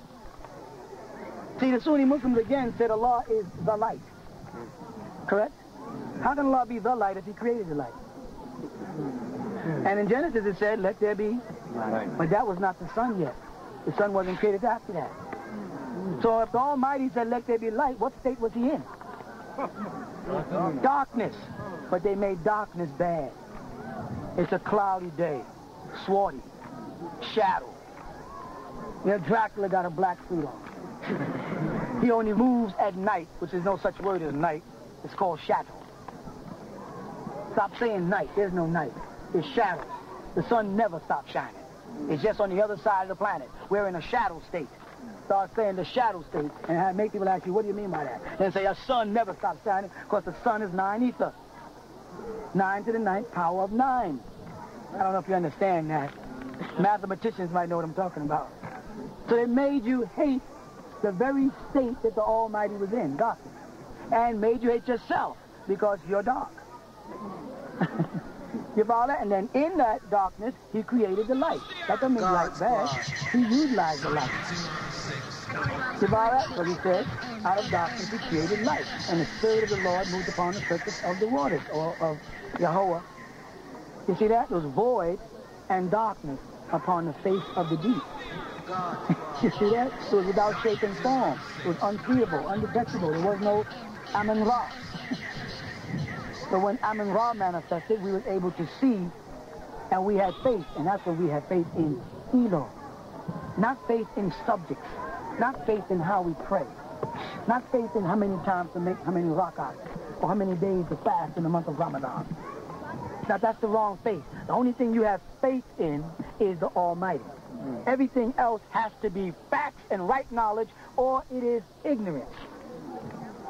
Faith is ignorance if it's any faith other than faith in the Most High. Why? Because the word ignorance merely means to ignore the facts. Ignorance, ignore. I want to know, because when I knew, I was like him. Back to Genesis chapter 4, verse 22. Now the man is like one of us. He knows good from evil. Means he This knows is how the to True make Light decisions. Show with your host, How come we Minsta don't know how to Rebel. make decisions no Minsta more? Rebel. And if we don't know how to make decisions no more, then we don't know. If we don't know, then we're no longer in the image of the Elo, so we're no longer Elohim. We become worshippers of what everybody else is worshiping. They open the book of Daniel, and the book of Daniel describes Jesus. Correct? And it says he has hair like lamb's wool and feet like burnt brass. They open the book of Revelations, and it describes Jesus. Hair like lamb's wool and feet like burnt brass, and they worship Jesus, but they don't worship the image of Jesus. Because the image of Jesus would be dark with kinky hair and Ethiopian. On Genesis, an Ethiopic person. 91.6 So subliminally, they're worshiping FM. you. FM. And if you get an Amorite corner, they'll tell you, I know who you are. They won't tell you what they won't say it. They'll say, but I know who you are. I know what you are. You don't know. He's really telling you, I know you're my God. I know I was created in your image and after your likeness. No, ain't no black scientist sat in his uncle's yard with two magnets and found out no unlike attracting no like.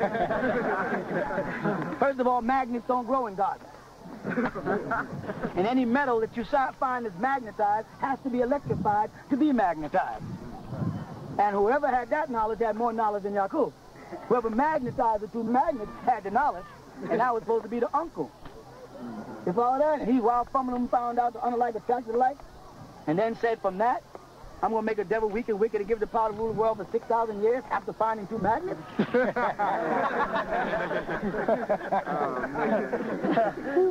What kind of knowledge is that? That's not right knowledge, that's faith. I'm not trying to step on nobody's toes, I'm trying to step on their head. Because we only got 8 more days. You know, we're coming down to the last days of school, and we don't need no more of this faith stuff. What is faith? What is this belief thing? Faith and belief is things that you can't see. Yeah, maybe the Honorable Elijah Muhammad did meet Master Fraud Muhammad, an incarnated angel to him. I'll give you that. And that made him not a spook to him. I'll give him that. But he's a spook to everybody else in the Nation of Islam. Right. Anybody who didn't see him with their own eyes just as spooked out as any Christian. And unless you met Master Fraud Muhammad yourself, you spooked out. If you're 5%, and you listen to Clarence 13X, who didn't meet Master Fraud Muhammad himself either, and if you didn't meet Clarence 13X, you still spooked out. But we don't mind you being spooked out as long as you understand that them spooks you spooked out on is us. You follow that? And that we are the Eastwick people. Keep it locked to the True Light Show on Genesis 91.6 FM. FM. FM. FM. FM.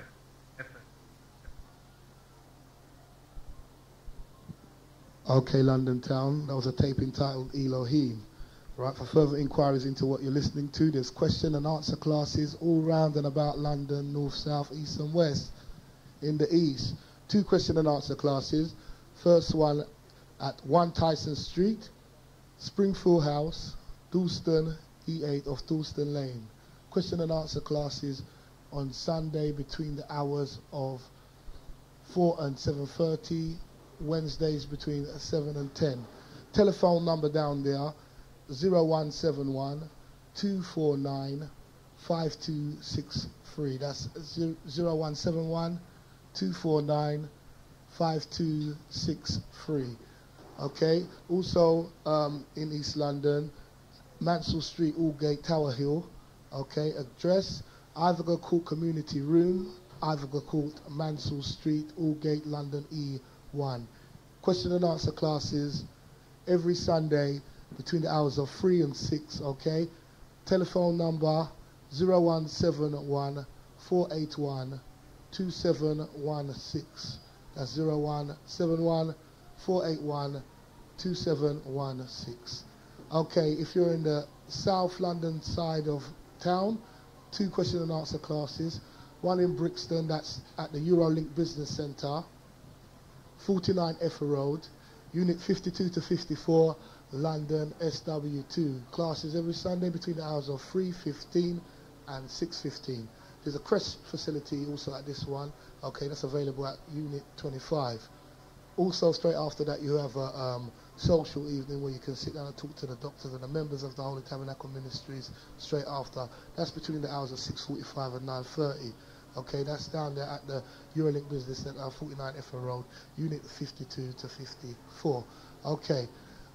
Also in the South London region, fresh classes, question and answer classes starting up from Tuesday the 14th of January. That's down there at the Moonshot Community Centre, Fulham Park, Pagnell Street, New Cross, SE 14, okay? Question and answer classes on a Tuesday between the hours of 6 p.m. and 9 p.m. For more information, contact Simon on 01812653081. I'll be popping along down there myself for the opening night on Tuesday the 14th of January. Also, if you're in the North London side of London, question and answer classes at 4 Willesden Green Library, that's in London, NW10. Contact number down there, 0956 290 997 or 0831 882 139. Alternatively, you can give me a call on my telephone number 0374 231 658 if you missed anything there, okay, or for further information or inquiries into what you heard. Okay, London Town, address the part of us being African and address the part of us being black. You know, we're neither of them, okay? I'm going to open up the phone lines in a little while after these few messages.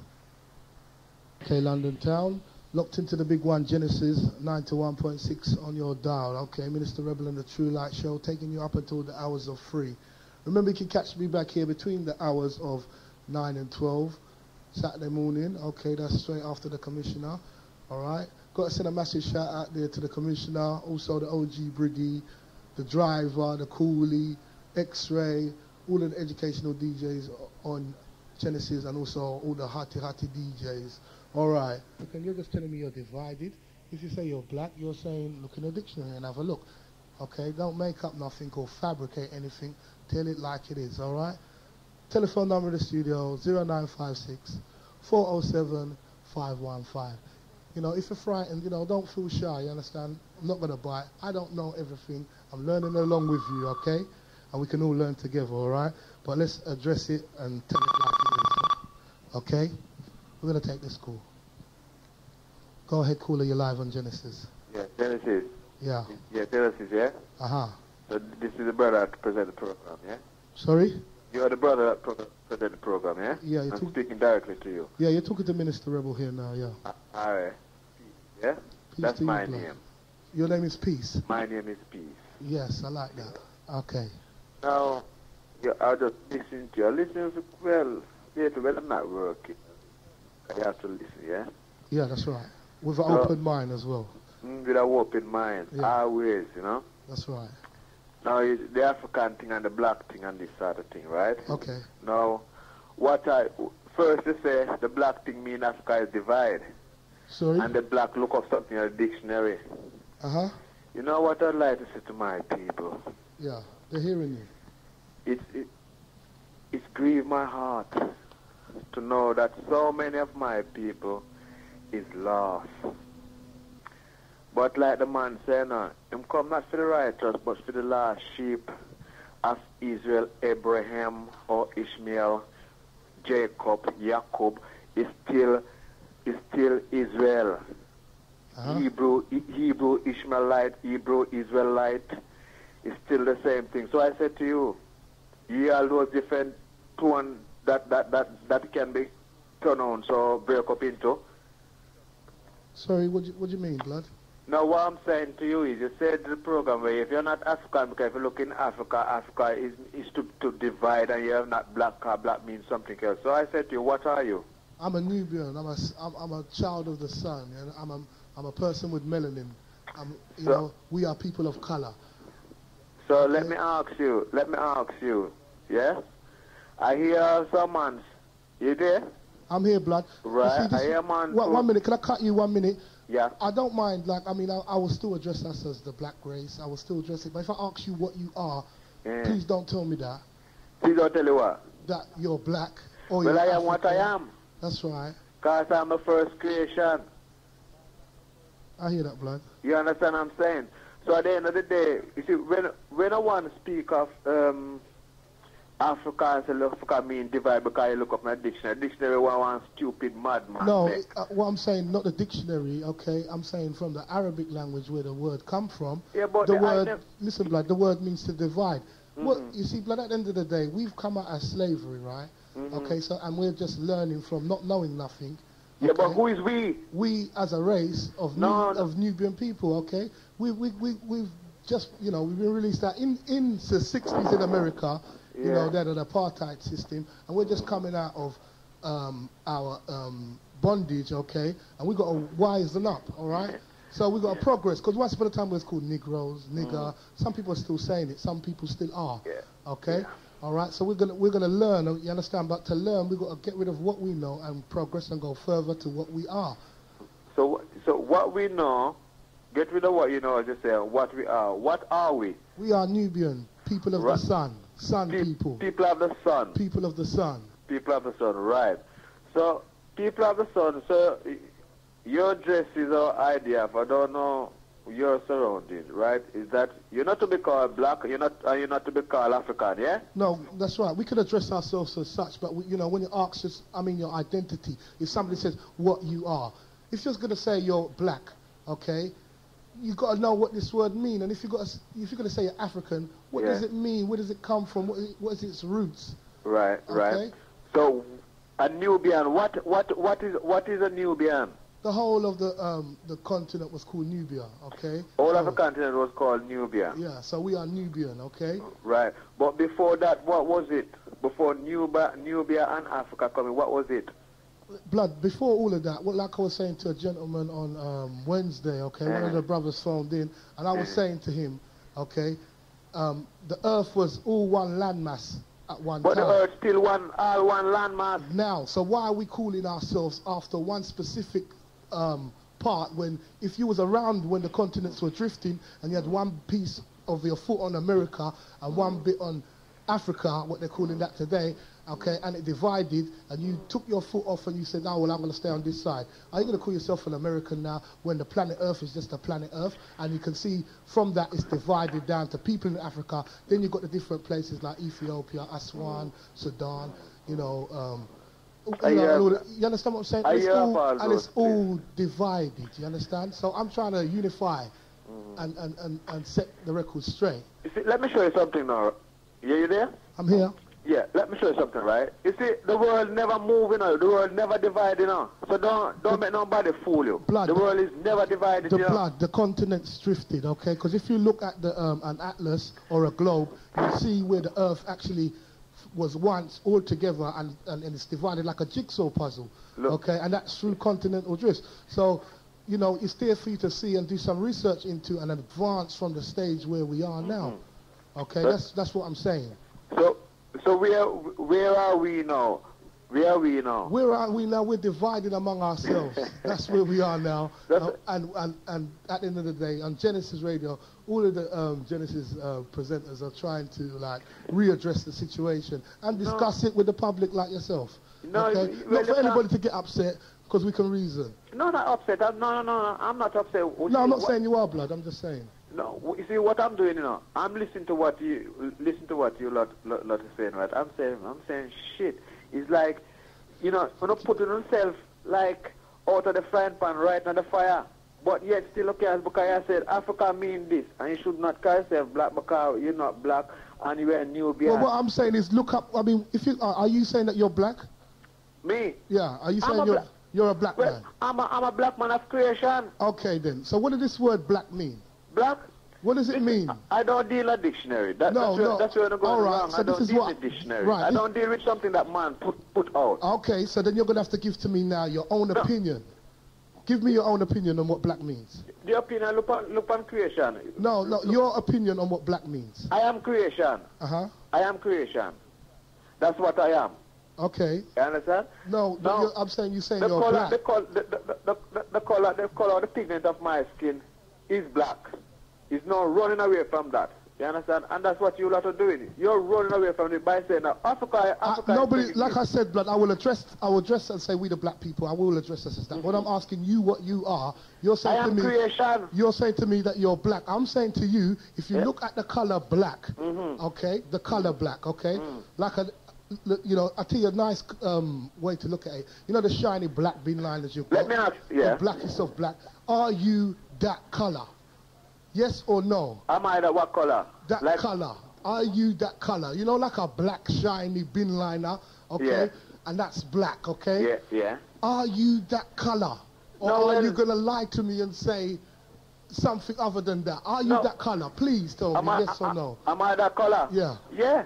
You are? Black is black. No, are you that color or are you a darker shade of brown? Be honest. No, I'm not brown. I am black. Oh, you're beautiful. Okay, blood. All right. I ask you something. Okay, right? Blood. Enough respect for your opinion, right?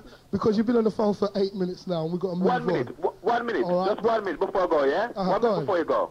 Yeah? 1 minute before you go. Okay. Yeah? Now, I'm not a man that deal with jewelry or any stuff like that. I just want to make one quick point here, right? Okay. You have a black pearl. What do you call it? Brown? Sorry? You know, have you heard of a black pearl? A black pearl, yeah. Black pearl. Uh-huh. Now, what does a black pearl pertain inside? Have you ever opened a black pearl to see what's inside? No, but I would have to look at it and see whether it's black or a darker shade of brown. Well, you see, the only way you're going to know this, you have to accept the blackness first, or you will never see inside. No, I mean, I've got 20/20 vision, clear eyesight, and I would have to look on it and see whether it's black or not, or a darker shade of brown. I mean, let's get real now, you know, let's get real. We are getting real. We are getting real because if I was getting real, listen to a lot of what's being said, you know. Enough, listen, blood, and like I said, enough respect for your call. Like, you know, you put your opinion over, all right? I respect your opinion. You understand what I'm saying? Yeah, man. And I'm not fighting you down. I'm saying that. No. You understand what I'm saying, blood? We're going to discuss the matter. You understand? Yeah. We're going to discuss the matter. So, enough respect for your call, and you keep it locked to Genesis. Yes, blood? Peace, man. To you. Peace too. And One to love. you, blood. One Peace love. to you. One love. Okay, London Town. You heard the brother there. He insists that he's black. I ain't got a problem with that, if you want to say that. Telephone number in the studio, 0956 407 515. We got the daddy cool in the house and the driver in the house, okay? All right, we're going to take this call. Go ahead, caller, you're live on Genesis. Hi, it's Minister Sandra from Peckham. Yes, Sandra. Yeah. I just want to say I totally agree with you, you know, because, you know, it's true. You know, I actually do believe that there are people that are very, very dark and of black, you know, when you're in Africa. Okay. Yeah? But it's not to the black that they, you know. Not the colour black. Yeah, that's right. As I said, that man really wants to go and look in the dictionary and define the word black, you know, because, you know. That's right. I think that, you know, we as black people, you know, but I'm only saying it as black people. Yeah, that's right. But don't feel funny for saying we as black people, because that's okay, you know, because we can say we're black, all right? You know what I mean, you know. That's right.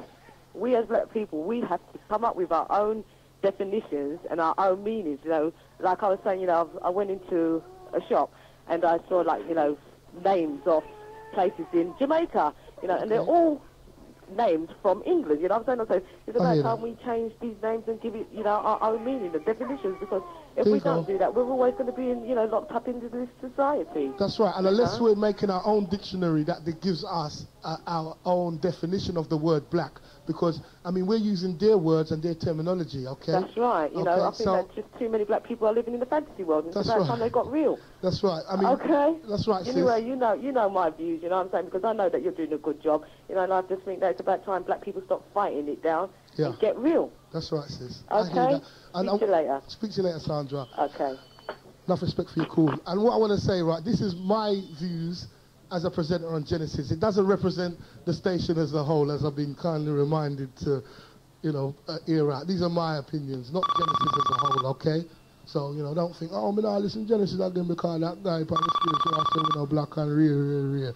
Go ahead, caller, we're going to take this call. Go ahead, caller, you're live on Genesis. Hi, Minsta Rebel. This is Sister Sadie from Eastbourne. Okay. You must remember me. Yeah, I do remember you called me the other day, yeah? Okay. Well, anyway, I've been listening to your tapes, and there are 7 colours in the rainbow. Yeah? Sorry? There are 7 colours in the rainbow. That's right. There's no colour black in the rainbow. The original colour of our people was green. When you look at nature, what is nature? What colour is nature? Green. The leaves are green. What are the colours of the bark of the tree? Brown. Yeah. What are the colours of, what is the colour of your dunner? Yeah. Dark, brownish red. Yeah, I hear that. That's all I got to say. All right. All right, blood, I'm getting off the phone. All right then, sister. Bye. Enough respect for your call. Okay, that goes into... She said originally we were green, you know, and, you know, at the end of the day, for those that have done deeper research, you know what she's talking about. Okay, I know what you're talking about. We're not going to that, because that's another subject altogether. Those who know, and we'll get into that later on into the year, on how we originally were one thing and then turned into another, and why, and the science behind it, okay? Scientific facts that can be proven, all right? We're getting real now, okay? On the True Light Show. Okay, London Town. Go ahead, caller, you're live on Genesis. Hello, this is Cardine from Hand Hill. I called in on Wednesday. Uh-huh. But I was listening to the tapes this morning, and you know, and I agree with you. Maybe we should call ourselves the children of the sun, or like sons and daughters of light, as that's exactly what we're governed by. That's right. And like just as like the ancient Egyptians, that's what they called themselves also. Uh-huh. And I also agree with I kind of agree with the first caller, as you said that because like what it is that we as a people we've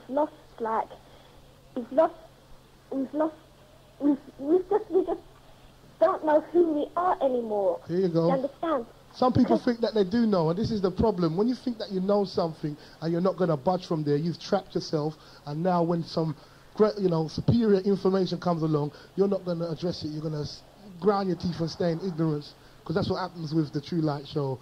That's the effect it has on people. Yeah, because like we've let go of our names, our original names. Do you understand? And that's the first step towards disorientation. We've surrendered our names. We've got all these westernized names, David and John and so forth. Yeah. That's right, sis. Also, sorry, what was you going to say? I said I'm agreeing with you, what you're saying, with all these different names that we've got. None of them were originally ours. You're correct in saying that. Exactly. And like we've surrendered our life, our culture, our land, our appetite for culture, our solidarity and our unity. And you know that we as a black people, we should be unified. When we're not unified, I mean, obviously you can see what happens. That's right. We're all lost. That's right. We are all lost, right? And the sad thing is, the only way we're going to come together correctly as a whole is if we're mentally together, okay? Because physically we can get together on any issue. Somebody dies in our community, we can get together. But what about our mentalities? If we're not thinking the same and not seeing ourselves as the same, then we're not going to get together. Also, the reason why I'm addressing the colour thing now is because another thing that I'd like to address later on during the year is the fact that our natures are different also. Okay? Yeah. Not all people of colour have the same nature neither. Do you understand? That's why, I was I threw up the word black devil and played tapes on black devils, okay? Yeah. Because they're in our community also. And when we come together as a people, we can't come together with those disagreeable beings. We can't come together with those people of a disagreeable nature. Okay, so we need to know what we're looking at and who we really are and at the natures of ourselves and question our very own natures. I mean, me, myself also. I'm not sitting on the radio saying that I know everything. I'm saying I'm not the messenger. I'm just playing the message. All right? Yeah. And I will continue to do so and put out the information out there because I can't find nothing wrong with it. And I'm waiting to hear a sensible, constructive argument, and I haven't yet. Yeah, well, I mean, like, what I think is, I mean, like, it's only now that we're starting to regain our memories of who we are, and it's only now that we're starting to awaken like the sleeping giants inside us, because that's exactly what we are, we're sleeping giants. And with the help of people like yourself and like the other members of Genesis, that's exactly what we'll do. We'll awaken the sleeping giants inside us, yeah? Yeah, I know that, sis. We definitely will do that, and that's what we're doing on Genesis right now. Enough respect for your call, because I know that you called in with one point of view on Wednesday, and you've changed now, so that is, enough respect for that. Obviously, the message is doing the right thing. Okay, thanks a lot. Okay, sis. Okay, peace. Enough respect for your call, you all right? And keep it locked to Genesis. Okay, then, peace. Peace, sis. Okay, we're going to pause for a second, all right? We're going to play a couple of ads, all right? And you can catch us back on the other side. Okay, it's Daddy Cooley in there, being like a gremlin on my show, you know. The God Squad. 91.6 FM.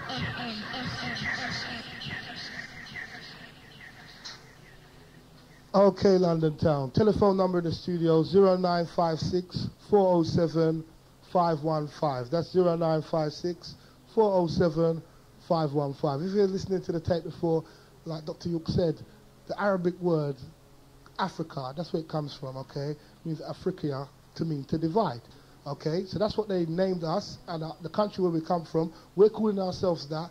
I disagree with that, okay? I respect somebody, or, you know, I can hear somebody's opinion who still thinks they are African and black, but what I'm saying to you, you know, we can address ourselves as a whole like that, because that's the terminology we know, but if I ask you what you are, what really are you, you know, we got to get it right. Telephone number in the studio, 0956 407 515. And like, you know, the driver was saying to me just now, if anybody's out there in London Town and want to get together and start creating and making our own definitions of words and putting that in a book called the dictionary, then, you know, give the studio a call or write to the mailing address. I don't know, where is the mailing address? Okay, so somewhere over here. 138 Lucian Way. Okay. Lucian Way Youth and Community Centre. Okay. You can write in there to Genesis. Somebody tore it down, isn't it? Okay, we're going to take this call. Go ahead, caller. You're live on Genesis. Okay. Hang on. Yeah, we can hear you now. Could you turn down your radio a little bit? All right.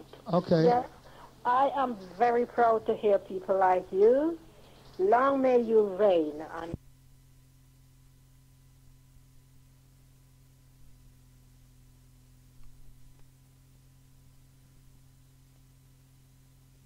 That's yes? right. Black is a label I got, which I am stuck with, okay. Unfortunately. That's but right. I'm proud to hear you coming over with this message. And I hope my children and grandchildren will start to listen to people like you, you know. Yeah, you're a grandmother, are you? Yes. Okay. Yes. However, I don't feel the color of one's skin is that important, you know. I feel what we need teachers, because we are a lost people. Until we find our way, until we know in ourselves, until one know themselves, that's the only way we will find our way. That's right. We need unity. We need to love and respect ourselves more as a people, as a race, you know. And we need people like you to come up and teach us how to be just that. And we want to give people like you a chance, because we need teachers. I hear that. Enough respect, because like what I found out with a lot of the older generation is that they're kind of stuck in their ways. Yes. You know, and very stubborn and, you know, well, I believe say it's this, and they're not budging from there, you know, and they'll take it to the grave, whatever they learn along their way. Yes, they don't want to change because they find that more comfortable. Leave it to the white is right. They know best. That's you know? right. But we want to start to search and find things out for ourselves, you know. And also, sorry, can I cut you a minute, sis? And also, I'm not trying to portray like to hate the Caucasian people or anything like that. All I'm saying to London Town, deal with people how they deal with you. Of course, you know, whether they, no matter what the color of their skin is. You know, no, there's no point teaching no one to hate no one, because hate is too destructive, you know. We don't want to go down that road. There's too All much we of that. want to do is to discover who we are, where we're coming from. Until we know where we're coming from, it's the only way we're going to start to know where we want to get to. Okay. You know? And this is coming from Princess of Light, Lady of the Sun, I like Miranda that. I really like that. Respect, brother. Okay, then. I'll always listen to you. God bless you. And you. Bye-bye. Bye-bye. Okay, you're from the older generation there, you know. Sister of Light. I like that. You know, I really like that. Telephone number in the studio, 0956 407 515. Okay, we're talking about are we African? We're talking about are we black and what should we really call ourselves? Okay? We're going to take this next call. Go ahead, caller, you're live on Genesis. Yeah, I've been listening to your show. Uh-huh. Right, and I was really surprised to hear that, you know, like, we were disliked by the white people. Sorry, repeat that. From the time, say, before BC, yeah? Uh-huh. And my argument is to you is, will we be able to continue living in England amongst a race that doesn't like or want us and be fruitful, if you get my drift? Okay, you see, what prophecies have to be fulfilled, okay? You know, if you look at all the prophecies that have come before, you know, us and that we can look at, you know, the earth was destroyed by water, they say, and it was a big flood and everybody died and Noah came. Only Noah's family was saved, okay? And they say that God said that it'll come again by fire and not water. So what you see what happens to the Caucasian people now, and I'm giving them this information so they can educate themselves. Okay, ultraviolet light, okay, will increase as the, you know, every breath of air you take, the more ultraviolet light is reaching the planet. And what's going to happen, the majority of them are going to die from melanoma, that's skin cancer, okay? We don't have to fight them. We just have to just step out the way because they're going to die through their own wars and also because of the sun. Because the sun is 93 million miles away, and because of the way the solar system rotates, the planet Earth is actually going to move in 2 million miles closer to be 91 million miles away. And that, along with the depletion of the ozone layer, will increase the ultraviolet light reaching the planet. So whether it's a cloudy day or a sunny day, that's all the better. More ultraviolet light will reach the planet, and they will die. You know, read the books of Malachi, and it will break that down in the Bible for you, okay? Because that's what's going to happen to them. We don't have to worry about having a revolution or anything, because those people that were evil and wicked for so many centuries, the creation itself is going to deal with them. That's why we are people of the sun, and they're not people of the sun, okay? So we are melaninite people, and they're melanin recessive, all right? And that's where we're protected, and that's the gift we have, what we were hated for, killed for, murdered for, the fact that we have melanin. And that's what the mixing in was about and everything else, so they could live on genetically, not physically, because they have to go back to the cave or leave the planet. So you're not suggesting to black people to pack their bags and go back to our countries? You're saying sit tight and... I'm saying, so, you know, for those that would like to go back to a more tropical environment, that's very, you know, that physically that's good for them, and we should do that if, you know, if we can. Yeah. You know, but go to the right place, and, you know, we should come together as a people, but find people of your own nature, you know, because there's different natures in us as a race as well. Yeah, okay. You know, you got your ignorant, I mean, you can look at some of the older generation, they had their face set so much that it's wrinkled in that way, you know, and you can see they were set and ignorant. That's their nature manifested in their flesh. Okay? You know, but, you know, we got to come together as a people, but we got to clear up the information that we've been taught. That this can be done in this country? Yeah, that's right. We can come together as a people in this country, yes. Okay. Anywhere we are, we can come together. Okay, thank you for that. But I've got a friend here who also wants to put a question to you. Okay then, sis. Hello? Hello, this is Genesis. Hi. It's just so ironic that we were sitting here and we're both studying to be teachers. And we were both sitting there talking about black people and how we're not getting together and stuff. Yeah. And we were listening to Choice. And they were playing some crazy music, so we decided to turn it over. Yeah. And you came on, so we started listening to this tape. And I'm just so glad to hear it today, because sometimes I need that inspiration that I don't get from around where I live. I hear that. I'm just really happy to hear that this program is on the radio, you know? That's right. You keep it locked to Genesis, or forget about the other station that was, because, you know, we have a whole range of educational programs on Genesis, and you know, each presenter has their own point of view, but as Genesis as a whole, we try to work for the community and all aspects of the community, okay?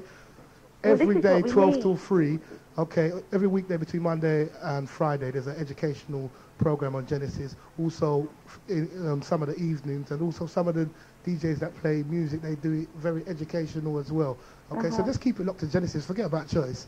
You know. I will try and do that, but, you know, as they say, big up, but, you know, that's not me. I can't really say it the way you guys say it. No, but, I don't really. Congratulations. Okay, sis. You know, and congratulations to you, you know, for tuning in. And I actually changed my name last year because my name was Alison. And I decided to change it to Ayana. Yana. It's an Ethiopian name for a beautiful flower. Okay. So I'm on the right track, but it's just getting the sort of, you know, knowledge that you're giving out today. So you're actually training to become a teacher, you said? Yeah, we both are. Are you going into mainstream? Yes, we are at the moment, but, you know, we might decide to do other things. No, because, you know, we have an economic program working on, myself, Bags, and the OG Briggy, okay, and we're looking for people like yourselves, but we're going to be calling out for you, for us to come together so we can teach our children correct information. So that's exactly what I'm saying. We need that. We need some Black history lessons for our young children. I've got 3 of my own. And I'm trying to do that at home, but, you know, outside the community, there's nothing for them. Yeah, that's right. Sis. Or very little for them, shall I say, to do. That's right. But you need to, you're hooked into the right station. You're going to get the correct information to teach to the children, because it's no point them coming up and us telling them, you know, the wrong thing. That's right. You know, because like how I started off this show is because my daughter's of a lighter hue than myself, and I tried to tell her when I was ignorant that, you know, you're black, and she looked in the mirror and she goes, "Daddy, I'm not black." Yeah. And you know, then I had to try and fabricate something to explain a simple thing in her innocence, you know, that she was black, and she was arguing with me and saying, well, she's not. And then I had to, you know, find the correct information to give to her to find out why she is that colour. Yeah. You know, and why we are this colour. So we got to, you know, we can be misled because, you know, we're adults, but not the children. Don't dilute it, because they're born into the planet innocence. We were too, and we're corrupted in what we know. You know, what I'm saying now, let's fix up the program, you know. Yeah, definitely. And educate the children right. You know, it's, you know, us as adults, we want to say we're black, then okay, fair enough, but not the children. All right? Well, I'm a Nubian queen, I'm not black. So. Oh, yeah, that's right. You're a Nubian queen, and I agree with that 100%. Okay, then. Take care. And yourself, all right? You keep it locked to Genesis, all right? I will do. Okay, then, Bye. sis. Bye. Okay, telephone number in the studio, 0956 407 515.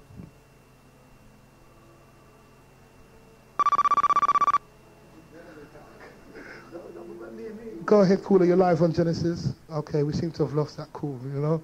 No, what is he saying, Daddy Cooley? Telephone number, this is, yeah, Daddy Cooley wants me to keep putting over that these are my views, okay? And, you know, not just my views, those that are out there that are sensible and intelligent and like-minded, your views also. 0956 407 515 gets you live on Genesis. Go ahead, caller, you're live on Genesis. What's happening, Uncle Man? It's T, yeah? Yeah, what are you saying, T? What's happening? Word out, man. Yeah. Yeah. I've got a question, yeah? What inspiration would you give for a young person, basically, well, a black person, yeah, who thinks lower of himself, basically? Because I was talking to a young guy the other day, and he was on the tube, you know, and he was surrounded by a lot of Caucasian people, and he just felt like a monkey. He felt like a monkey? That's what he felt. He just felt inferior. Basically, that's what he was saying. So I just want to know, what inspiration can you give them for a person who holds his back bent and keep his chin in his chest? What can you give him to uplift himself, and what inspiration can you give him to uplift himself and keep his chin up in the air, look a person straight in their eyes, and say what they feel and feel what they say? You know, each individual is different, but, you know, obviously he has a lack of knowledge of self. So what I would suggest that you tell the brother is for him to go and trace out his roots, learn his history. Don't stop at slavery. Go prior to that and see us in our greatness, and then come forward. But go right back, trace it right back to where it all started, which was Sumer and Egypt, okay? That's right. All right, you know what I mean? You know, anybody else that disagrees with that, they can phone in, all right? Trace it right back, find out where we come from, why we are the way we are, and then learn that, come right the way through, pass through slavery. Don't pick up the mindset, oh, they whipped us, they done this, and keep going up to today, and then, you know, you can go forward proud.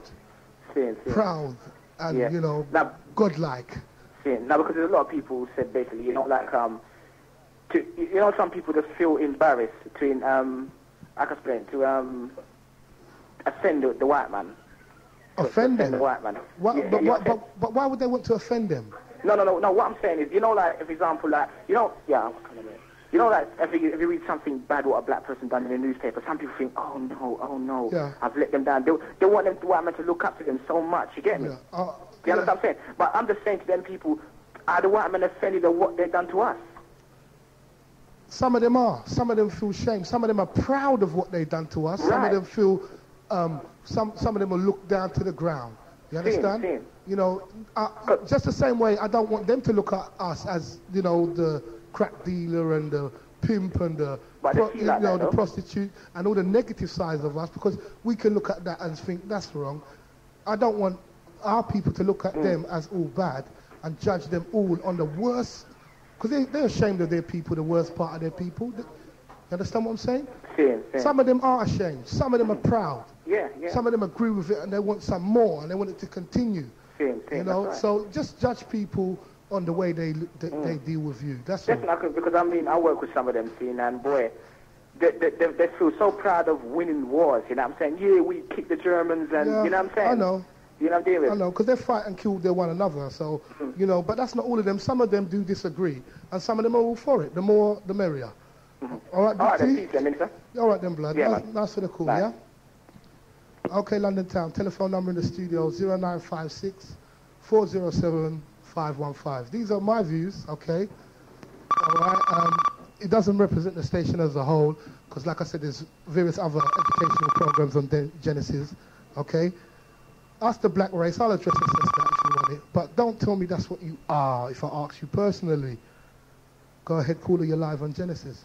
Hi, I've got two issues here. I mean, in respect to the black, us calling ourselves black, I've looked in the dictionary. Although the dictionary is a white man's concept, I mean, obviously that's what we've been taught from. We've been, God knows how old, from where old we are now. Yeah? That's what we know, until we know differently still, yeah? Now, so therefore, I don't agree, yes, we shouldn't call ourselves black, yeah? But in respect to us calling ourselves Africans, I mean, we have to see things for what they actually are. Yeah. We are a divided race. Yep. So therefore, although African means divided... Yeah, that's what we are. Sorry? That is exactly what we are. That's right, and that's why I'm saying to you, if someone says to you, are you an African, at this present moment in time, in black issues life, that's what we are. That's right, so we've got to move from the divided into getting together now. That's right, I mean, we have to make that move, but what I'm saying, as we stand now, because we haven't, I mean, if we take, for instance, if you come from the West Indies, if you come from Africa, if you come from... There's a division between the black race as a whole. That's right. Okay, we all know the white man caused this, and we have to move on from there. That's right. But until we actually get to the stage where we've moved on, and we can see, yeah, we're standing as a united front against whatever our enemies and our foes are, then we still have to address ourselves as Africans. Okay, but for those who want to wise up, okay, I suggest we address ourselves as Nubian, all right? For those that want to get together, because not everybody's going to agree with what we say, that we should come together, and they still call themselves African, still call themselves black, still stuck where they are, still teach it to the children, and we'll never progress. No, I'm not saying that. I'm not saying we should still stay statue. Don't get me wrong here. I'm not saying that. All right? I'm saying that, yes, we can also call ourselves Nubians because we are the people of the sun. I mean, that's no if, but, or maybe, yeah? But obviously, as we are now, as a black race, we are a divided race. So if we're going to say things as they are, then we have to say, yes, we have to own up, even though it's a negative thing. We have to own up to the fact that, yes, we are Africans because we are at present divided. That's right. So that means we have to know what we're saying and use words and know the meaning of them, you know? True. You know, that's the whole point of addressing the issue of black and African, okay? Yeah, I mean, I understand with the black issue, I mean, I wouldn't call myself black. But then again, it's difficult because Nubian is a word that's just come up. Do you understand what I'm saying? So it's like, sometimes you can fall yourself in the trap as black people where you go through a phase. Black people tend to go through a phase. They use one word, they use one concept, they dress a certain way. And that goes, yeah? Yes, and you understand what I'm saying? So we want to know if we're using Nubian, it's a mental thing. It's not just a phrase we're going to use. That's People right. look at me and say, why I'm Nubian queen? Because the Nubian word, the word is kicking now. But I want to know that in 50 years' time, they're still using Nubian with the right context. That's right. But that means teaching it to the children, you know? True. And teaching the children truth and not lies, okay? Okay, I hear that. I hear that. All right, sis. Okay. Enough respect for your input, yeah? No problem. See Okay, ya. then. See ya. Okay, London Town. We're going live on the air today, all right? And you can put across your views. 0956 407 515. We're discussing, are we black? Are we African? What are we?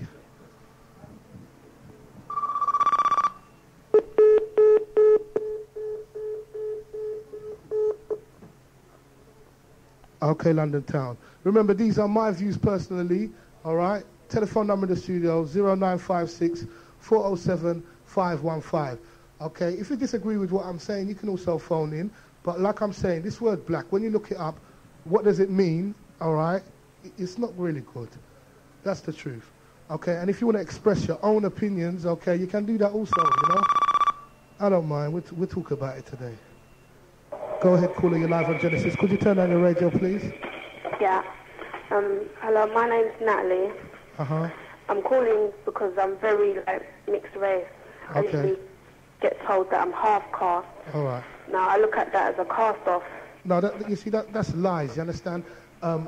This word half caste, I don't really like it. And due to the fact that you're recently mixed and people are saying that, unless you're an original Pygmy, Watusi, or of the African descent, and your tribe is undiluted, and you're one of those people, everybody in the Western world, other than that went through slavery, has mixed blood inside of them, you understand? Okay, I mean... So you are Nubian, and don't take what anybody wants to say, you understand? That, you know, that's narrow-minded ignorance, okay? You are Nubian, all right? Because the sun will shine on you and your melanin will enhance. Okay, I'd just like to know how I could get on with these kind of people. I do look at myself as a black person, but I don't look black. I've got straight hair, I'm very light skinned. Okay.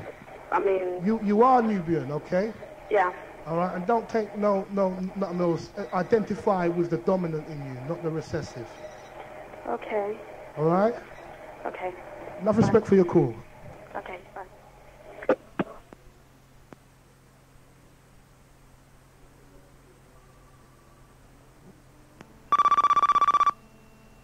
Okay. Sorry about that. I was disturbed by a call there, all right?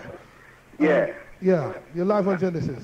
Okay. I just listening just now. You speak to that young woman, yeah? Uh-huh. And you said to the woman that she have melanin in him that make her daughter of the light. Yes? More...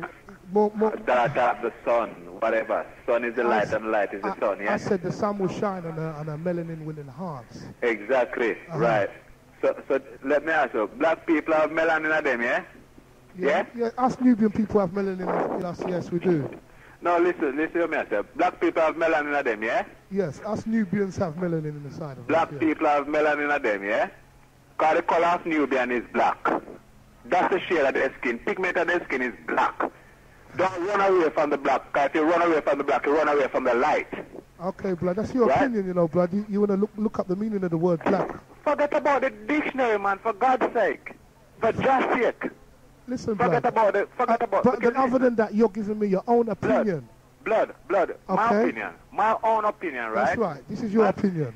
Every human being on this planet Earth, right? We talk about what the white people do to us and the white people do. Let me tell you something, right? It was a white man that sell out dress us, you know. It was a black man. That's right, a black devil. Right? So when you talk about black, you must know what the meaning black is. Yeah. Black no got nothing to do with the color of one skin, you know. Listen, that is your definition, okay? No, not my, it's creation definition. Blood. What? Listen. You want to talk about the man like, you know, a character called Judas. Yes, there's loads of Nubian people of color, okay? But we're not all the same by nature. And that's where you saw somebody divine and a devil sell him out, okay? Exactly. I can agree with you. I can agree with you on that point. But when we speak and we talk about black have melanin them, white have melanin them too, you know. Recessive. They're melanin recessive. So is the black as well. So is the black as well, or Nubian, whatever you want to call it. Because let me tell you something, right? I'm here before the Nubian, the white, or the melan, whichever you want to call it. Yeah, blood. Could you like, you know, raise it, lower the tone of your voice because it's sort of like shouting. It sounds a little bit distorted, blood. Listen, but when we speak, we can't speak and say, oh, black, white do this because in slavery and white do this. Listen, man. The black man, if the black man or the Nubian, as you may want to call it yourself, right? Me is a black man.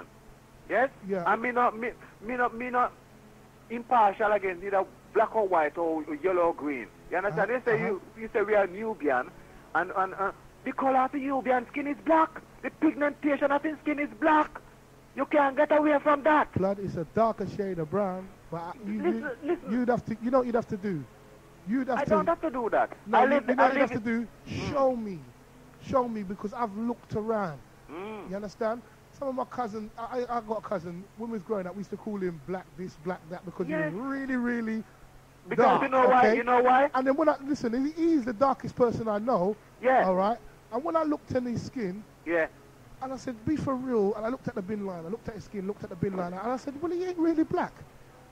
Because you're looking at the man from the, you look at this, you see, the color of the man's skin is of no significance, you know.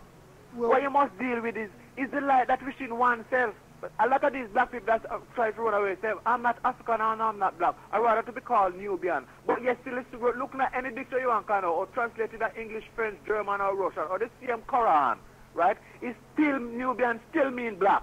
Black earth, Mother Earth. There's no brown earth or no Nubian earth, a black earth. Blood, that's your opinion, you know, blood. Not my opinion, because it's creation of it. That's God himself. That is your opinion, you understand? And what I'm blood, saying is... Blood, you see program? No, blood. At the end of the day, I'm not going to teach that to children, okay? I'm not going to let them grow up with an identity crisis. Of course, like, if you heard what I said, okay, and why I'm addressing this... Your daughter. Right. So you want me? Too. What do you want me to do? What do you want me to do? Lie to her? And so when you see it's God and it's creation, and that's fabrication. Yeah, but listen. What you want to tell your daughter, you know, right? She's a makeup of everything. Everyone, every living one, every living soul, you know, every living soul, right? At the same thing, you know, you've got the same color in you. The daughter, all your daughter asks, you know, your daughter see one color from our makeup that make her up. See one of our color that make up her own blackness, so that she may receive the light. If you can't accept the black, you will never receive the light. Don't care how much you talk about Genesis, you will never receive the light. Listen, blood. When you say accept the black, I've accepted the black. Okay, like I said, I was still going to address us as black as a whole, because that's what we adults know. Yeah. All right, but I'm not going to say to my daughter, that's what you are, and when she goes and look up the word, what it means, okay? So what about when she looks up the word Nubian? When she looks the word up Nubian? Look, I'll tell you the truth. In the dictionaries, the majority of them ain't got the word there. Exactly. Okay. That's what I'm saying to you. I'm not. All right, and this is what didn't you hear what I said? I said, because Driver's in the studio, and he said, for those people that want to get together, all right, and put out our own book of definitions called a dictionary, okay? You can write to the Lucian Way Youth and Community Center, okay? Because if you want to hold on to that one, then you've got to change the meaning and put it as it is. But we've got to be unified in what it means, because you're going to say this. I've spoken to many people. They say black meaning a race. They give me their own definition. I've heard so many different definitions and opinions on the word. Then we need to come together and unify it. That's the only way. No, my blood. Other than that, you're going to say, yeah, well, it's this, and you're going to demand that is this, and this is what it means, and we don't need that. Listen careful. Listen, you hear what you just said just now, right? You said we have to come together, right? And make up our own definition, right? You said we have to come together and make up our own definition of colors, right? Well, no, I'm not saying. I'm saying our own definition, a book of definitions. Yeah, exactly. I'm saying exactly what you've just said, right? Now listen. Hear how we as a people. I'm not breaking down to say black or white. No, I'm talking all human beings. So whether you're green, pink, me's a pink man. You don't see me, but me's a pink man. Me's not a black man. Me's a pink man. Yes. Yeah. No. Okay. What's going down now? I'm not saying that we should be called any color. I'm saying that we are people of the sun, people with melanin. Yeah. So is the white man. Okay. No, they're melanin recessive. But the black man is exactly the same. You have black man who is of melanin and is more recessive than the white man who you say have no melanin in them. Break that down for me, blood, very quickly. Exactly. So therefore, you have the black man, right? He's supposed to have the melanin. So therefore, he's supposed to be very calmly. You understand? So you have the white man who have no in melanin them. Who's recessive, or recessive means is aggressive. You understand? That's what it means. Well, you have the black man who is more aggressive than the white man. Because let me show you something, right? You're saying aggressive. I'm saying recessive. Recessive and aggressive, my friend, is the same thing. That is your opinion, you know. That's my opinion. Okay. You see, listen. We're using. You see, you know Blood, what? listen. You've been alive for 8 minutes and you're cool before, right? I really want to move on. You know what I mean? Because okay, listen.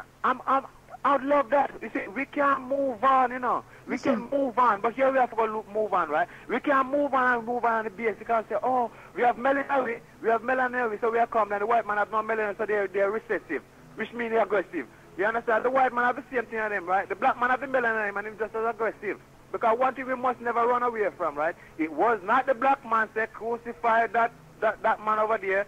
If you don't crucify him, you're not Caesar's friend. The white man said no, he's innocent. Okay, blood. You understand? So get our facts right. Yeah, okay, blood. Before we can go forward. Good. Enough respect for your call, right? London town heard your views, all right? Peace. All right. And God bless you. And yourself, blood. Peace, man. Talk to all the people and some of the people. Yeah, okay, yeah? blood. Enough respect. All the people, man. All right, then, blood. Peace. Telephone number in the studio, 0956 407 515. Live across the air, all right? We've got about, just under 10 minutes left of the show. Coming up after me, you have the Night Rider alongside the Vivian Jones, exclusive on Genesis. Go ahead, caller, you're live on Genesis. Hi, Minister. It's Trev speaking. Okay then, Trev. How are you doing? I'm not doing too bad. Not doing too bad at all. And I've been listening to the show, man, and there's a couple of questions for your last caller. Like, who called us black? Was it us, or was it the Caucasian when they discovered us? The problem with black people, I'll have to say black people because that's the only way we can understand ourselves or as a nation or whatever, is that we keep looking only to slavery. We seem to have no history before that, or we don't seem to seek the history that we had before that. That is the problem. I mean, check out in, say, Jamaica, they had the Arawak Indians. Would they be classing themselves as African? Do we class Asian people or Indian people? What are they, black or white or what? They're classed as Asian. You know, the color of our skin seems to be a problem. We need to be able to walk down the street and use what's in our head. That's right. But our whole identity seems to be the problem. Yeah, and that is what's holding us back. We keep looking back all the time and not going anywhere. We keep bouncing into walls. If we've got an attitude about the color of our skin, how are we going to deal with, say, the Caucasian person? We're going to already have a chip on our shoulder about what happened before. Slavery was going on before the slave trade. People have got to understand that. Hello? Hello, what's up? 1 minute. Yeah, Trev, yeah, we're hearing you. Yeah, what is the... We want you to get to the point now. Yeah, all right. Because Cooley don't like that, yeah? All right. All I'm trying to say is that we've got to stop worrying about the color of our skin too much, you know what I mean? Because that's what's holding us back. And if you want somebody to do a dictionary for you, the best person would be Dr. York, because he's the one that seems to have interpreted or, got all these words out. I hear that, blood. I hear that, Trev. I'll catch you at another time, all right? Okay, I'll then, Trev. listen to this show. Enough respect for the call, yeah? Yeah, cool. All right, blood. Peace, blood. Okay, London Town. These are my opinion and my views. It's not Genesis as a whole, okay? Like I said, telephone number in the studio, 0956 407 515. I'll still use the terminology black people, we're black people, but that's not what we are. Okay, London Town? We're going to take this call. God, caller, you're live on Genesis. Thank God I've got through. Show me. I know it's very difficult. Man. I've been listening to your conversational evening, babe, with the people. It don't mean nothing if it's black or white or fucking any colour, man. The person is the person. It ain't changing. And I'm hoping this is getting through to Choice FM or whatever I'm calling. Anyway, I better turn this radio down. Hello, caller. You listening to me? Okay, sis. Enough respect for your call. We're going to move on. Telephone number in the studio, 0956 407 515. Gets you live on the air, okay? That's 0956 407 515.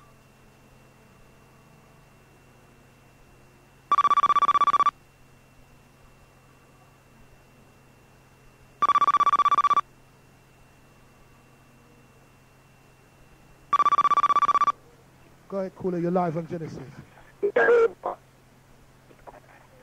Go ahead, caller, you're live on the air. Sorry, you're breaking up. Can you hear me? Just about, just about.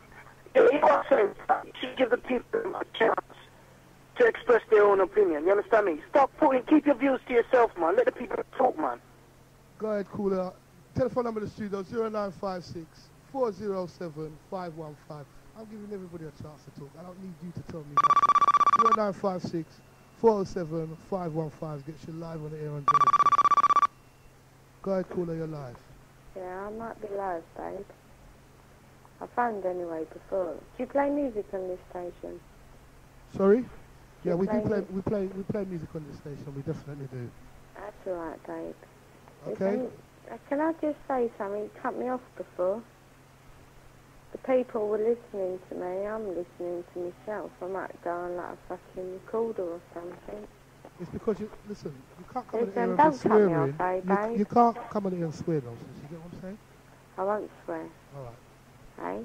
Hey, my views. The views. What is the question? Sorry? What is the question on the views?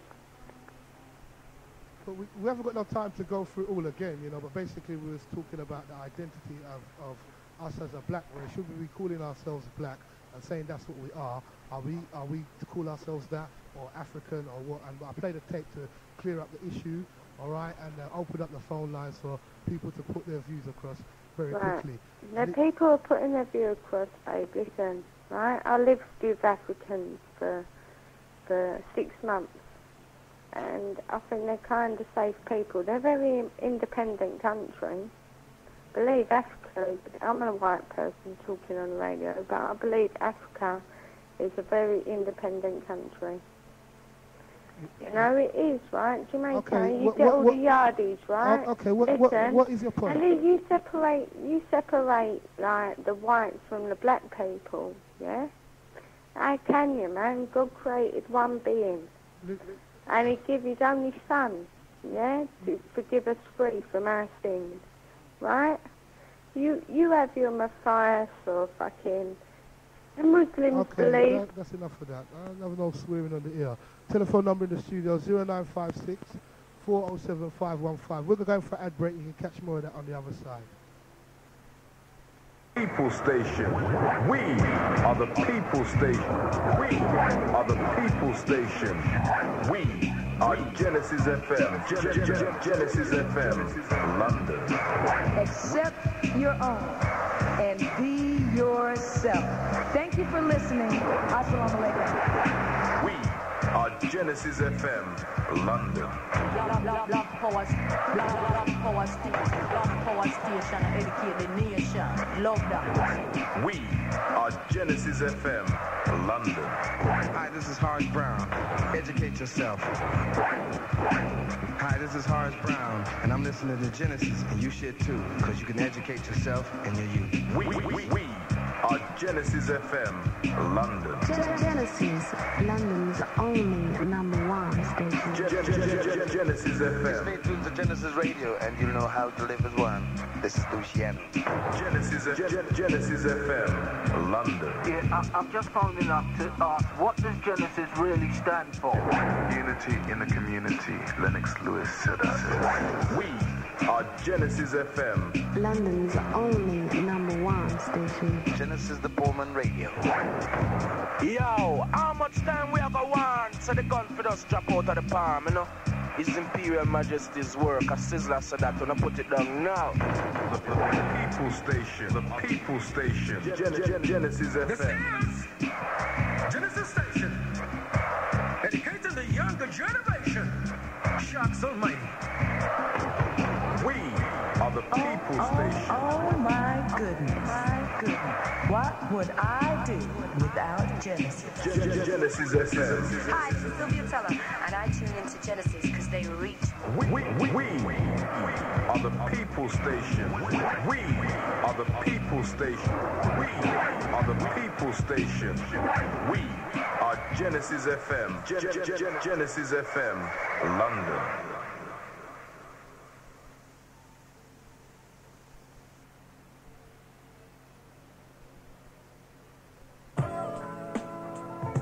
It's gonna be hot. It's gonna be very hot this Saturday inside La Fez with the full Genesis FM Hattie Hattie crew, featuring Senator B, Night Ravers with Daddy Cooley, Chris Fox, Metro Love, Tony T and Driver. That's this Saturday, the 11th of January at La Fez, 23 Lewisham Way, New Cross, Southeast 14, opposite Goldsmiths College. Admission's just £3 before 1 o'clock and £5 thereafter. So check it out this Saturday, La Fez, the Hattie Hattie crew.